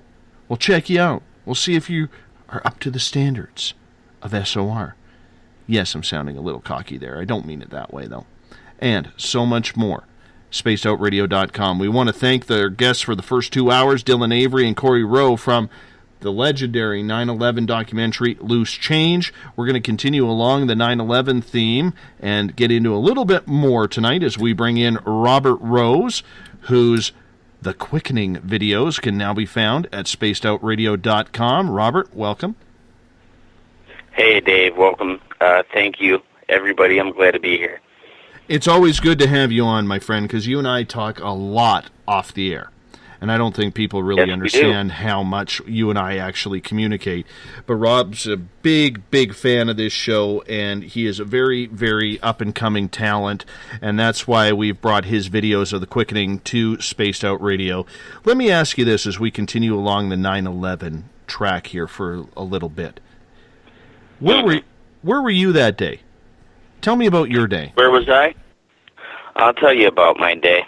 I woke up like any other day. I was living in Chatsworth, Georgia at the time. That's where I grew up. And I was attending Murray County High School as a senior. I was in my U.S. Civil War history class. I remember it just like it was yesterday. My teacher, his name was Sam Young, he ran out of the classroom as the situation unfolded, and he had thought that one of his loved ones may have been on the plane. Turns out that he found out that that particular plane didn't take off. But he was in a frantic mode.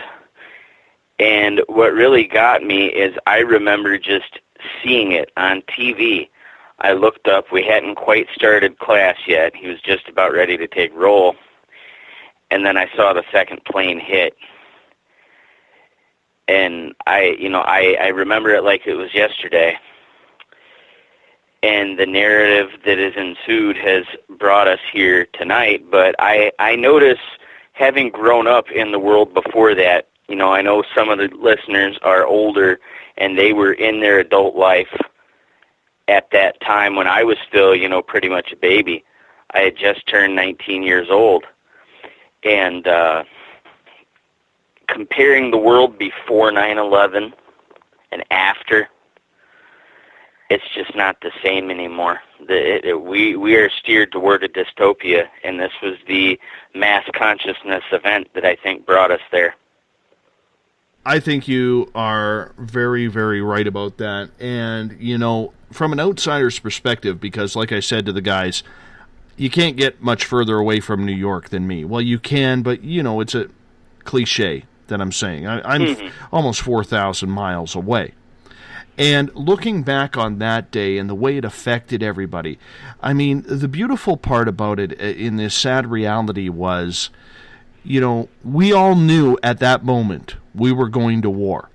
And if the U.S. was going in, we here in Canada knew we were going in too. Because we may be the little brother, But on the flip side, we're going to support Big Brother in something along these lines. It was only obvious. But for those few short weeks previous to the invasion of the Middle East, it was nice to see people helping one another. People were talking, smiling in the streets, saying hello to people. All of a sudden, that wall of fear was no longer there because we wanted to take the time to smell the flowers, look at the birds flying. You know what I'm saying? And then when all hell broke loose, well, look at it today. And what I saw from that is, you know, there was a sense of community, as sad as the event was.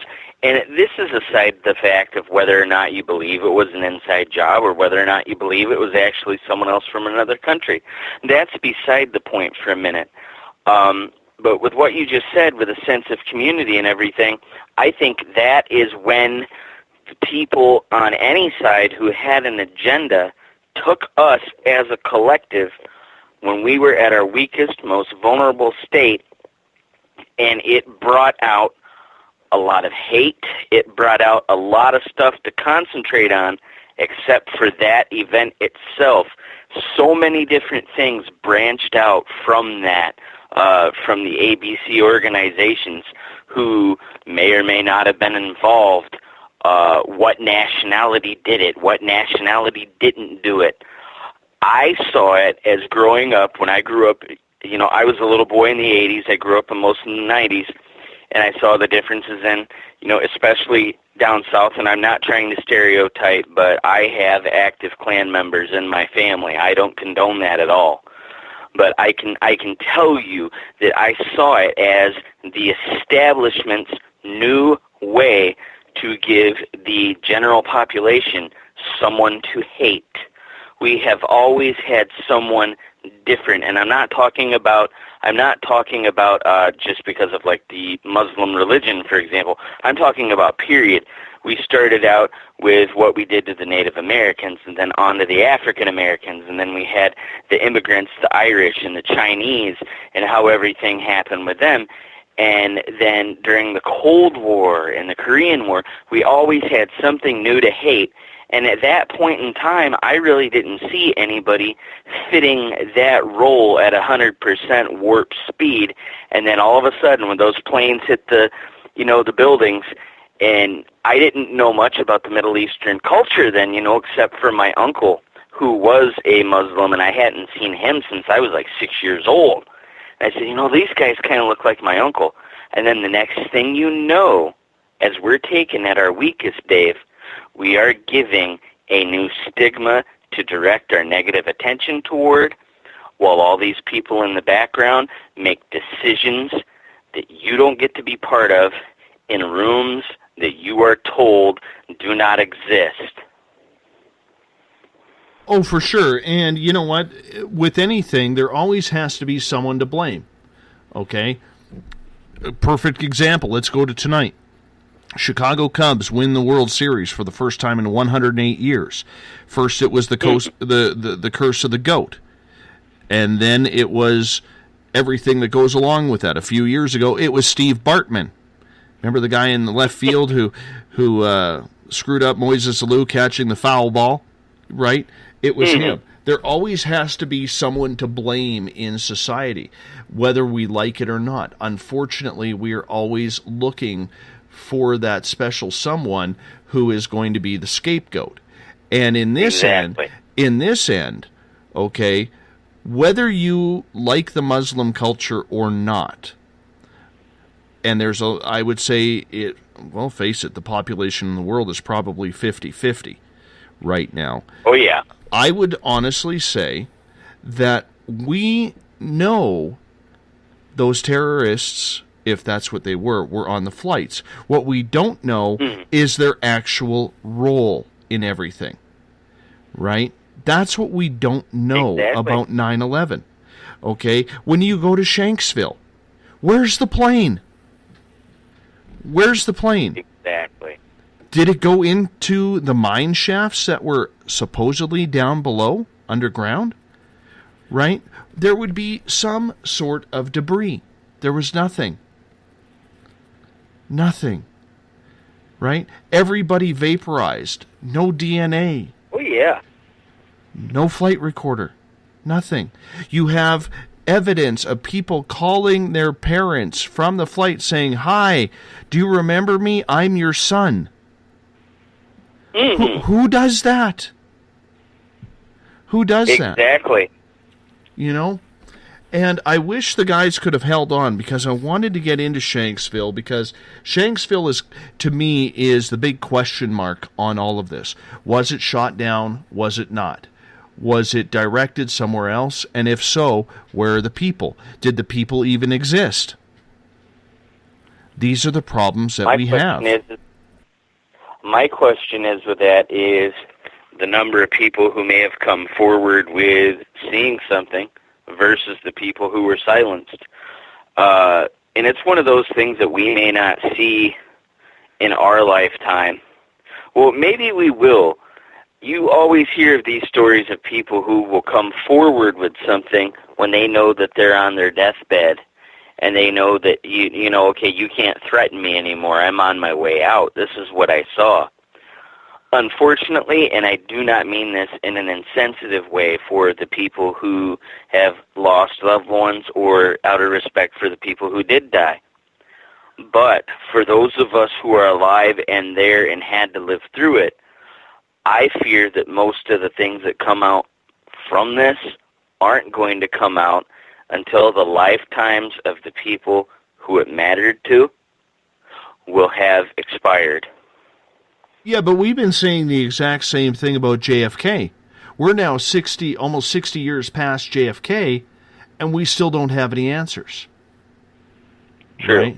You know, so this might be sealed up in a vault. And I remember off the record, and I'm not going to give the gentleman's name, but a guest on the show, he told me off the record there are two subjects that the United States government does not want you talking about. You can talk about aliens all you want. You could talk about Bigfoot all you want.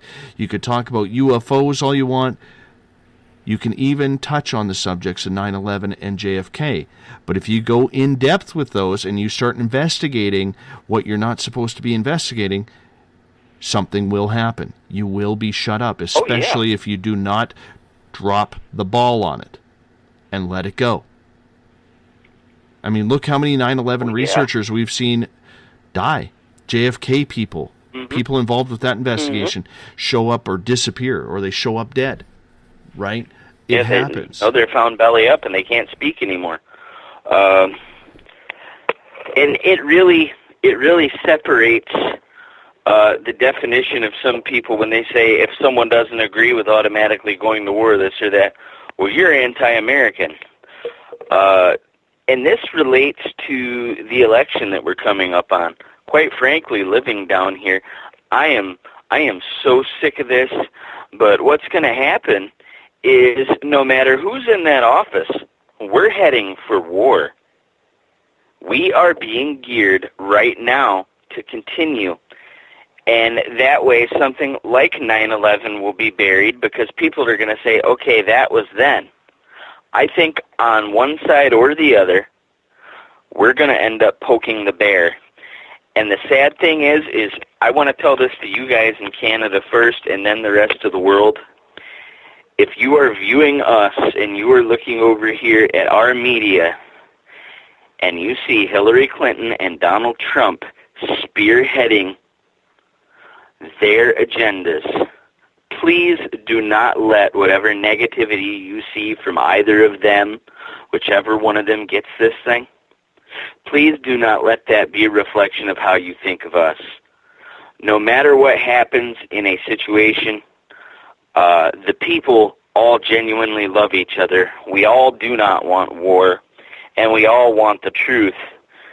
Because on either side of the fence, Dave, all we have now is, I said it in the chat room, what we go and do every 4 years is we get, our leadership is passed around like a Nintendo game is what it is. It might be Dave's turn these 4 years, but he's going to get tired of it and put the control down, and I'm going to take over. And I'm going to flex my muscle, and I'm going to want to get the high score. What's the high score? Feeding the military-industrial complex. And I'm glad, Dave. I'm glad that I came to Spaced Out Radio with the quickening when people check that out, because one of the things I touched on is a self-perpetuating problem that started with this Willie Lynch letter. And how does this tie into 9/11? You keep the people distracted with hate for their fellow man, and you find every single difference that they have, and you magnify it. And after you have magnified it, you make sure that as an establishment that you keep everyone under you hating one another, but you make it so that they only long to please you. They only long to serve you. And that is what every establishment involved in this mess is doing. They're pointing across the ocean at us, we're pointing across the ocean at them, and we're talking about everybody's differences. And we're losing sight of the fact, Dave, that we're all humans. I'm pretty sure I could probably go over to Russia and find a bunch of people I'd like to sit down and have a beer with, or go over in even some parts of the Middle East and find some sit-down guys I'd like to have a beer with. But if I sit and I pay attention to TV, and if I stay uninformed, and if I don't listen to programs like Spaced Out Radio, I'm going to be eager and bloodthirsty to send someone else's 18-year-old son who's in the junior prom now, he's worried about his junior prom, or maybe even thinking about something like all young boys do, like losing their virginity in the backseat of their car. These are the things on their minds now, and they're going to have a helmet put on their head, a machine gun put in their hand. They're going to be spun around like pin the tail on the donkey, and to kill everything that doesn't look like them. And they're going to do this under the auspices that they're fighting for freedom, when what they're really doing is dying to line the pockets of these corporations who do not care about our country. They do not care about our freedoms. And it all stems, they wanted something to distract us so that no matter what we do, all bets are off, and our thoughts will go back to 9/11. Will be so filled with hate and rage, this is what they wanted, so filled with hate and rage that most people don't want to, hear the facts. How dare you, Dave? How dare you get someone on the air to present the facts and run the risk of someone knocking on your door and saying, Dave, I really don't like that this was said on your program. Or maybe these guys who were on the program, someone knocking on their door, which I know they've done. You could word this a little differently if you value your well-being. These things happen to shut people up. That's why we're finding all these dead 9/11 truthers, belly up or face down in ditches. I could go on and on about this. This is something I'm very passionate about, Dave. Well, as an American citizen. Go ahead. As an American citizen, I look at the world outside my window,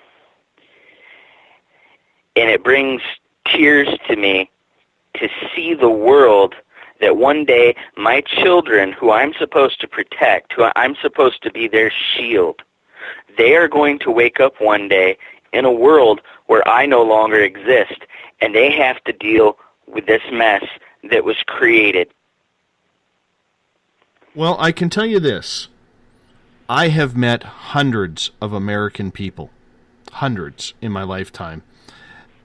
I haven't met that stereotypical American, we're the best, you guys suck, nobody is better than us. That whole propagandist, lack of a better term, Texan type attitude that you hear. Oh, yeah. Yeah. I've never met that person. I've got friends from Washington State straight on down. I've got friends in New York. I've got friends in Washington. I've got friends in Pennsylvania that I've gone to see a number of times. Okay? I've never seen it. So this bullshit of saying that we have to be number one, where the media finds the people who are, dressed out in their stars and stripes clothing, waving flags in each hand, saying, "America's number one, number one." I've never met that person. I really haven't. Do they exist? Probably. Okay? And like you, man, like, I've met more Canadians I can't stand than I have Americans, and we're supposed to be the polite ones. You know, we're supposed to be, we're supposed to be that cute little, quaint little brother who, gets along with everybody. No, it's not like that. It's really not like that at all. And I fully agree with you. There are probably other people in this world I would like to sit down and have a beer with. Okay? And if they keep pouring gasoline on that hate fire, this whole world is going to go up in shambles. If it isn't already. Oh, it is. If it isn't already. It is. Exactly. I'm trying to find a question here for you, because there was a question. Oh, I'm going to throw a smart-ass question out there from Joe. Okay. Okay. And Joe says, has anybody ever looked at the 9/11 gnome connection? Really, Joe? Oh, my Lord. Really? You had to go there? Oh, my Lord. I don't even know how to answer that one. I guess you could say I'm a short fella myself. I just top at 5'3" now, so if there was any around during 9/11, I guess I probably would have been one of the ones on the eastern seaboard. So there's the answer. That was my nickname, as the Travelocity gnome. I own it. I love it. Oh man! I want to see you Halloween. Hey, Halloween next year. I want to see you with a pointy hat and a green vest on. That's what I want to see. I know you would. I know you would. I could. I'd like to see that. Yeah. And you know what? Maybe if I can get in a little better health, I might even jump in front of camera and click my heels together and sing a ditty. That would be awesome. That would be awesome. Oh man. Anyways, let's get back. Let's get back to the 9/11 topic, because so much has changed there. What's the biggest question you have regarding 9/11? My biggest question that I have regarding 9/11, after weighing the evidences that have been presented to me, I have a hard time calling a lot of things fact if I haven't observed it myself. So I weigh more convincing evidence against other evidences that aren't so convincing. But my biggest question isn't about the event at all. It's about the humanity of the people behind it, whoever they are. And if they're listening, how do you sleep at night when you have pitted so many people against each other for whatever reason? How do you sleep at night?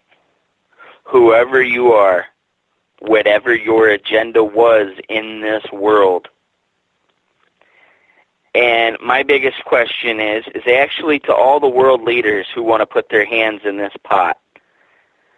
I ask them, how come you're so eager to send my kids into battle and someone else's kids into battle? I had a brother taken away from me to fight in this war.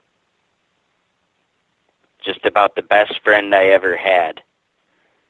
How can you, the people behind this event, no matter who you are, look in the mirror and not have your heart skip a beat with self-disgust and self-loathing when you know that on all sides of the fence you have taken away someone's mother, someone's father, someone's husband, someone's wife, someone's niece or nephew.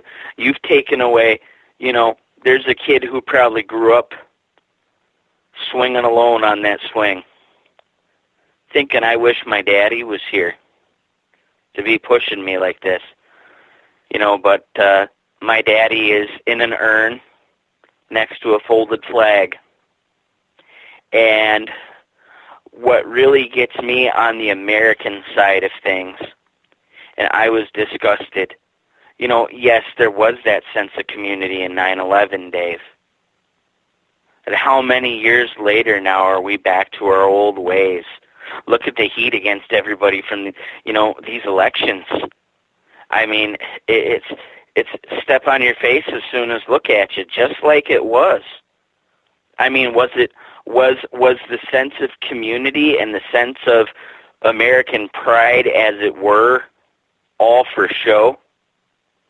And then to top it off, I'm scared, and I might catch a lot of heat for this, Dave.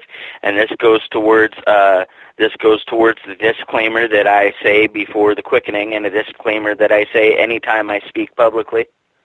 Don't let this reflect on Dave when I say this. This is all me, Robert Rose. But what I'm going to say might piss a few people off. How long? I've already seen the flags come up at 9/11, September 11th. The flags come up at Walmart. The displays are closer and closer to looking like 4th of July displays, Dave. Memorial Day displays, Dave. Everybody has their cookouts on 4th of July and Memorial Day. And, it's the 4th, I'm going to go get drunk. It's Memorial Day, I'm going to go get drunk. When's it going to come to that for September 11th? Hey, you coming over and having barbecue? It's 9/11. It's going to get there because of the apathy.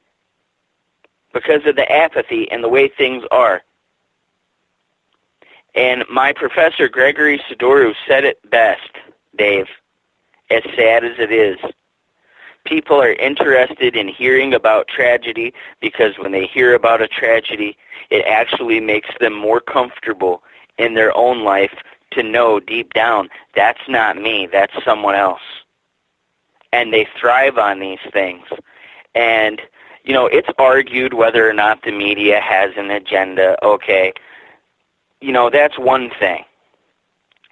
But what the news has become as of late is disaster pornography. Who do we scare? How do we scare them? Okay, first it's everybody running in the middle of the street playing Pokemon Go, Dave. Then all of a sudden it's the clowns. And what's next? No one's talking about Zika virus right now. What's the next one? They got to think up a new trend-setting name, think of the insect that's carrying it, and, oh, Dave, you better be scared. Things are calm. People are actually starting to come together. They're listening to Dave Scott at night, and he's telling people that there is hope left in humanity. There are people coming together with a sense of community, and we can't have that. So let's create a new other. Let's create a new dragon to go slay, to distract people from loving one another. Because if they love one another and munition sales fall and tank sales fall, we stop recruiting people. If they start loving one another, the war machine breaks down. And Tom Berenger said it the best in the movie Platoon. His character, he said, if the machine breaks down, we break down. They can't have that. These politicians who get in office and they lie that they're going to fix the world's problems, or they garner the support of one hate group or one special interest group or another, and they say, look, we're going to do this for you. And it's, oh, nope, can't do that, got to go to war. Sorry about your pensions, American citizens. Sorry about your minimum wage. We can't do that because we're busy killing people. And then you hear people, I'll sit around, I'm around older people sometimes, and we'll say, oh, well, them Russians, or, oh, well, you know how them Chinese are, and this and that. I'm thinking, okay, how many of them have you met? How many of them have you met? You don't know how many, them there Russians are unless you've sat down with some of them there Russians, okay? Don't tell me. Don't tell me. And that's why I'm passionate about bringing people together and doing that on the Quickening in your program with you and listening to you. I am always a listener first. And it starts small, Dave. What I see that you have these space travelers. You should call them the space traveler family. Because you have a community of people who come together and they have fun with it. and they take their time to listen to you, and for 3 hours, Dave, out of those 24 hours a day, you are providing a medicine that Big Pharma cannot compete with, because you are bringing community back on Spaced Out Radio. And I know I've gone off on a little bit of a wild tangent, but it is all related. It is all linked. It is all a chain. And you should be damn proud of yourself when you come on the air and you find someone to educate people, or sometimes if a guest comes on and someone doesn't agree with them, you make them question it and allow them to educate themselves. And you are keeping people from being dumb. What you are doing is providing hope for the human race. And you ought to be damn proud of yourself for that. That's a lot of pressure, man. Like, you're making me stumble on my words here. Making me stumble on my words, you know. Between you tonight and Leslie Mitchell Clark last night, holy cow, the loving is strong in these parts right now. I don't know even what to say about that. You just keep doing what you're doing. You were put in this place for a reason. Maybe that's why you've had the experiences that you've had and done the things that you've done and seen the things that you've seen. You know, some people will call them gods, some people will call them gods, and, you know, we'll debate about the origins of this and that or whatnot. But there's no question in the spot that you've been put in that someone of a higher power, of a greater fold than we know of, has put you in a position to use your voice as a gift to bring people together. Mm-hmm. And you may have a certain amount of live listeners every night, but then you look at how it branches out. You look at the shares. You go look back at the replays. You go look back at the downloads. It reaches. And it sinks in because you have all of your regulars come back time and time again because they have faith in what you are bringing them, whether it's yourself discussing something or your guest. And you make even the most sinister of topics, or somber of topics even, interesting and engaging. And every episode of Spaced Out Radio is a profound experience where everybody will walk away a little smarter one way or another. I just want Joe's hair. That's all I want. I want Joe's hair. Yeah, I could use a little bit of that. See, everybody says when you talk about having your hair, why do you cut it short? It's because I don't want to look like one of these clowns and then get beat up. You know, I'm not growing hair so much in the top of the head anymore. But if you take a little bit of persimmon and lemon and put it on the sides, you won't grow hair on top, Dave, but it'll draw the sideburns up to the top. Yeah, you know what? I'm lucky I don't have that male pattern baldness. I'm very blessed by that. Joe has a comment, though, and it is, several of the hijackers had direct links to the Saudi Arabian embassy, including money transfers to the hijackers. Most of the hijackers were Saudi Arabian, so let's attack Afghanistan. And you know what? I will say this.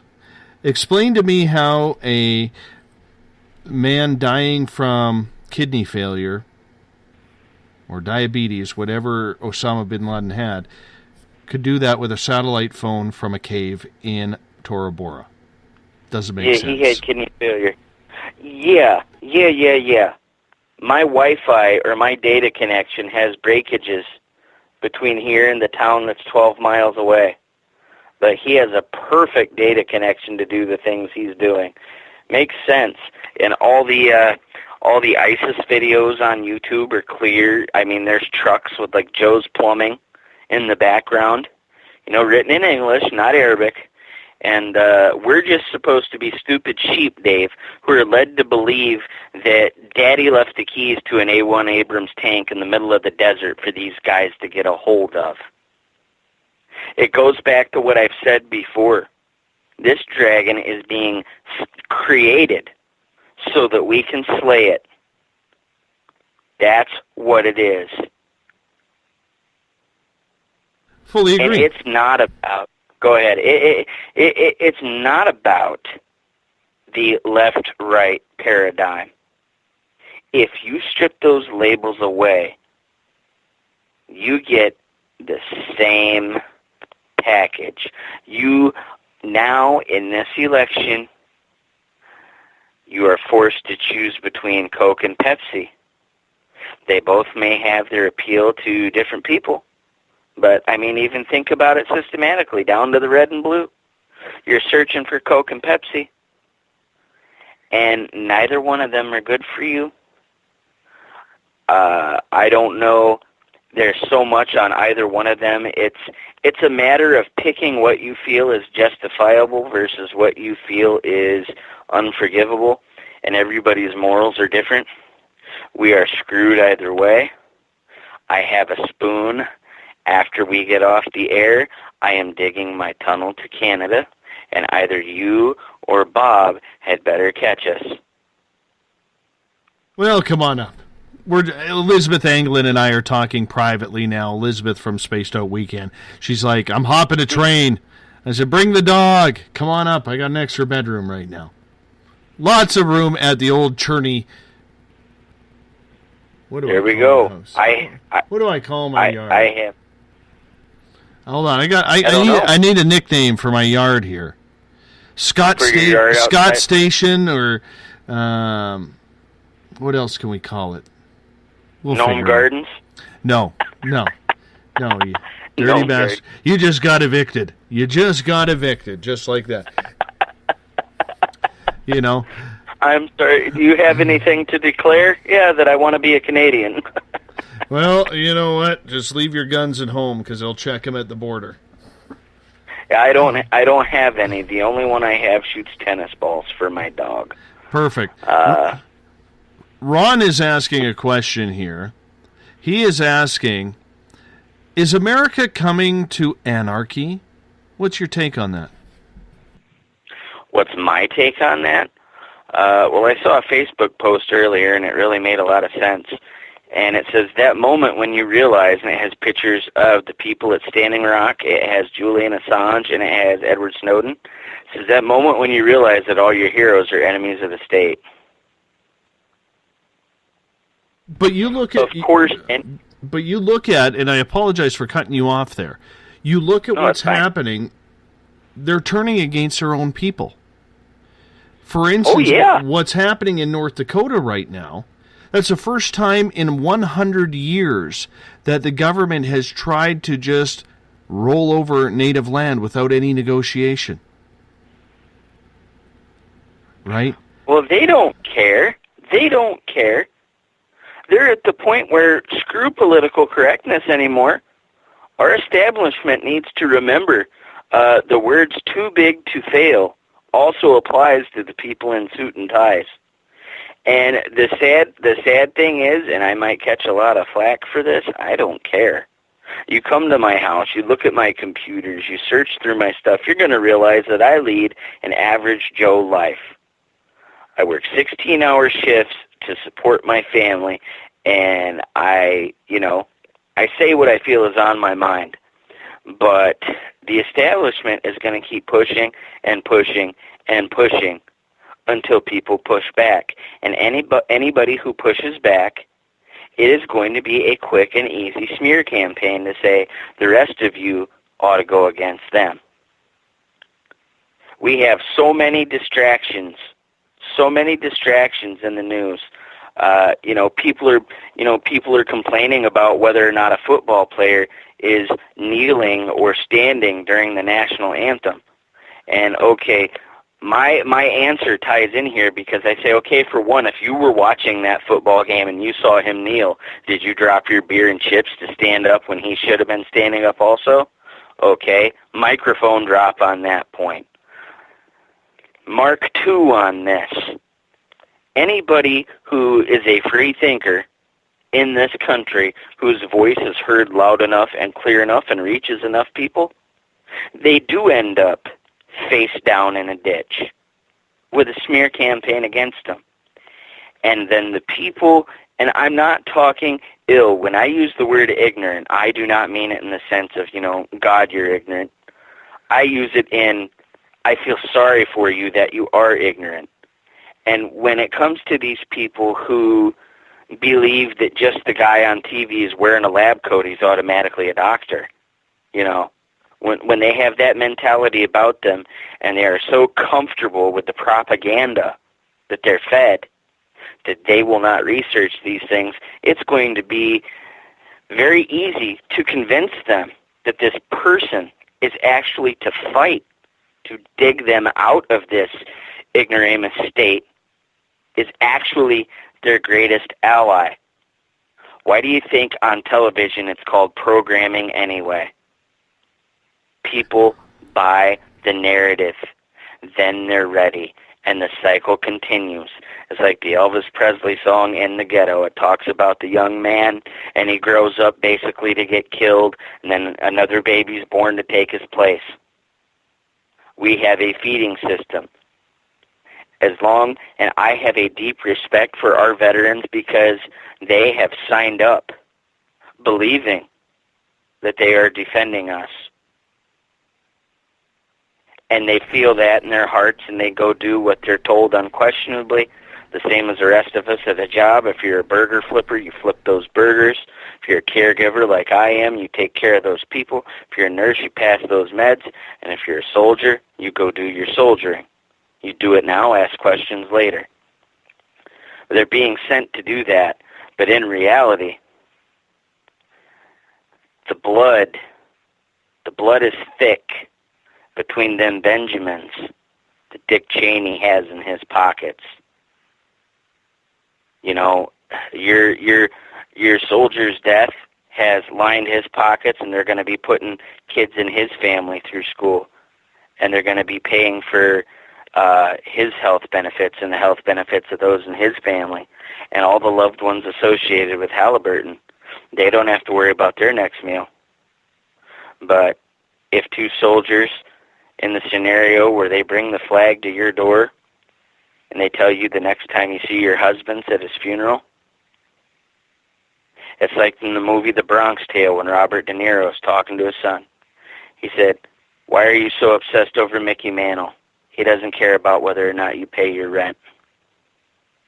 Nor does the establishment care about these soldiers and what happens to them." I want to get to a topic here that Eric Cooper brought up in the SOR Space Travelers chat room, and that is, why did 9/11 happen? It created the Patriot Act. It took away many of our privacies and freedoms in the name of national security, and that was for starters. He says, I have no doubt airplanes really hit those towers. There were too many witnesses. Tower 7, however, was detonated from the inside, and I agree with that. And there were people who had reported seeing the demolition crews coming in weeks before, setting different things up, and they were questioning what was going on with that. Again, it's like I said, I've done my research to a degree.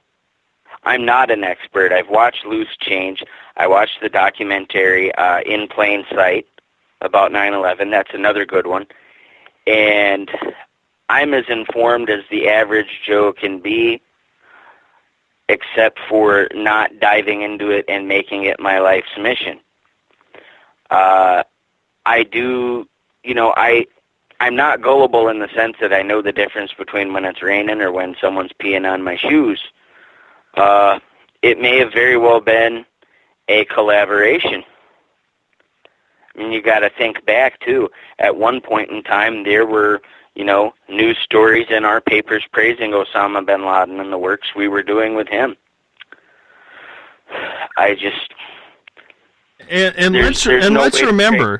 Let's remember, okay, if you want to go back beyond 9/11, the United States during the Cold War helped create the Mujahideen. The Mujahideen turned into the Taliban. The Taliban turned into, eventually, in a different way, ISIS. It's been one vicious circle that has just never, ever been stopped. And the problem that you have there is you're fighting people who have been fighting for over 500 years. They don't surrender. Mm-hmm. And they breed a lot. Yes, they do. There's a lot to do when they're not on their iPhones over there. Exactly. We have an average of 2.1 children here in Canada per household. Over there you have 5 wives, 50 children. Who is going to outwin in population alone? It's only obvious. Exactly. It's only obvious. Exactly. The problem is there is no way to get out of this. There's none. Because if you all of a sudden pick up and leave, and this is just my opinion, if the United States all of a sudden says, mission accomplished, let's get out, well, you've destroyed 4 countries. Are you just going to say, that's it, we're done? Okay, and leave them to be in the messes that was created by unnecessary battles? Look at Iraq, look at Syria, unnecessary. Right? So you have these situations where if you leave, America is going to be right down this road. It may not be 20 years down the road. It may not be 50. It may not be 100 or 200. But the Muslim nation, considering they kind of hold a grudge, and they've proven that, okay, they will come back to get even. And that is the dangerous part, because we all forget. Us North Americans and Western Europeans, we forget. That was long ago. We haven't learned our lesson from World War II, and look at the paths we're taking. So, I agree completely. I do. I agree completely, Dave, because politics aside, you got a little boy there. Maybe he's hiding under the bodies. And the last thing he sees, as he's hiding from under his dad, he felt his daddy take his last breath. And he doesn't know Khmer from Sikkim in this whole situation. But the last thing he sees going out that door is the flag of whatever country the man who shot his daddy was wearing. And that is all it takes.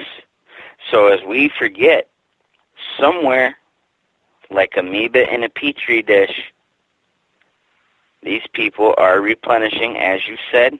They are growing. And their reasons for doing things, it doesn't have anything to do with politics anymore. It has to do with revenge. Our revenge comes when they're old enough to speak, and they're old enough to do, and they're old enough to have policy. And them oil prices aren't where we want them anymore. And that's when we take our revenge. How dare you raise our oil prices? Now it's time to create that dragon to slay again. And go over there again. And I'm riding around town and I'm thinking, okay, how many people on all sides had to die so that the gas was gouged up to $6, almost $7 an hour, $7 a gallon in some places, even higher depending. How many people had to die on all sides for the oil industry to reap the profit of horrendously high gas prices? And then how many more had to die so that we could live with them down at $2 and change again? Because when we fill our gas tanks, it's going to make people not want to go on road trips. I'm sorry. We fill our gas tanks, it may contain 10% ethanol. But some of that's going into them tanks is the blood of innocent people. Yeah, I'm not saying that on, any side of it, that some scumbags who, they deserve to get taken out were taken out. I'm sure that happened. But I'm also sure that some of the targets in the process weren't taken out for the reasons we were told they were taken out. I mean, you look at people like Muammar Gaddafi and Saddam Hussein. Nobody cared what was going on in their countries. They weren't being taken out because of who they were and what they represented. They were taken out because their banking system did not have anything to do with the major banks that the rest of us deal with. And that is why they were taken out, for fear of changing the gold standard and implementing a freer sense of trade. And people really need to educate themselves on that matter. Or could you say that it was just a monopoly? Well, they were taken out, yeah, because of that monopoly. It could be said. Definitely. Absolutely. Definitely. Absolutely. Our establishments, look, think about this, everybody. If you're American, think about this. I mean, it's like you said, you know, there's the stereotypical Canadian. I don't know what goes on up there. I can only get a grasp of it from the two Canadians that I know and talk to, and that's you and Bob. And, you know, what I know of it, I know from you guys. But when it comes to over here, I want every American who is listening to this program right now to think about this. When you see one of our world leaders, whoever it is, you know, it was Bush before Obama, and then either Hillary, Trump, whoever, or a giant meteor or something, whatever happens, our next world leader is going to stand up there. They're going to act like they're playing the world's smallest violin, and they're going to say, okay, we're concerned about the human rights in their country. They're not concerned about it in our country. They're not concerned about it in our country. When an EpiPen costs $250 or more, when medicines are at an unobtainable price for many people, when cannabis is not legalized, when it has been proven to substitute hundreds of thousands of other medications, there is nobody in that establishment who gives a shit about you. And you need to start giving a care about each other. You need to go over and shake your neighbor's hand. You need to sit down, turn your phones off for a while, and hug your husband and your wife a little tighter. Make sure that you get that wrestling match in with the kids. It starts at home. You need to care for each other, because there is nobody in this establishment who really and truly cares about you. And when you go to those ballots November 8th and you write down whoever you write down, it doesn't matter to me. You have your reasons and I have mine. I feel my democracy was stolen. I feel my democracy was stolen, and many of you do as well. But if you are an American citizen and you are listening to this, ask yourself this. You take a look at your life. You look at your wages. You look at your living conditions. And you say, okay, I'm voting for this guy, or I'm voting for this girl. Who the hell's rooting for you? Who's pulling for you?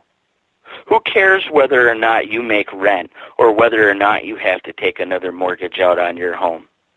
Who cares whether or not your grandmother or grandfather is dying of cancer and they're pumping them full of chemotherapy when they could be given a little bit of help and given some cannabis or other proven therapeutic and safe methods in the body?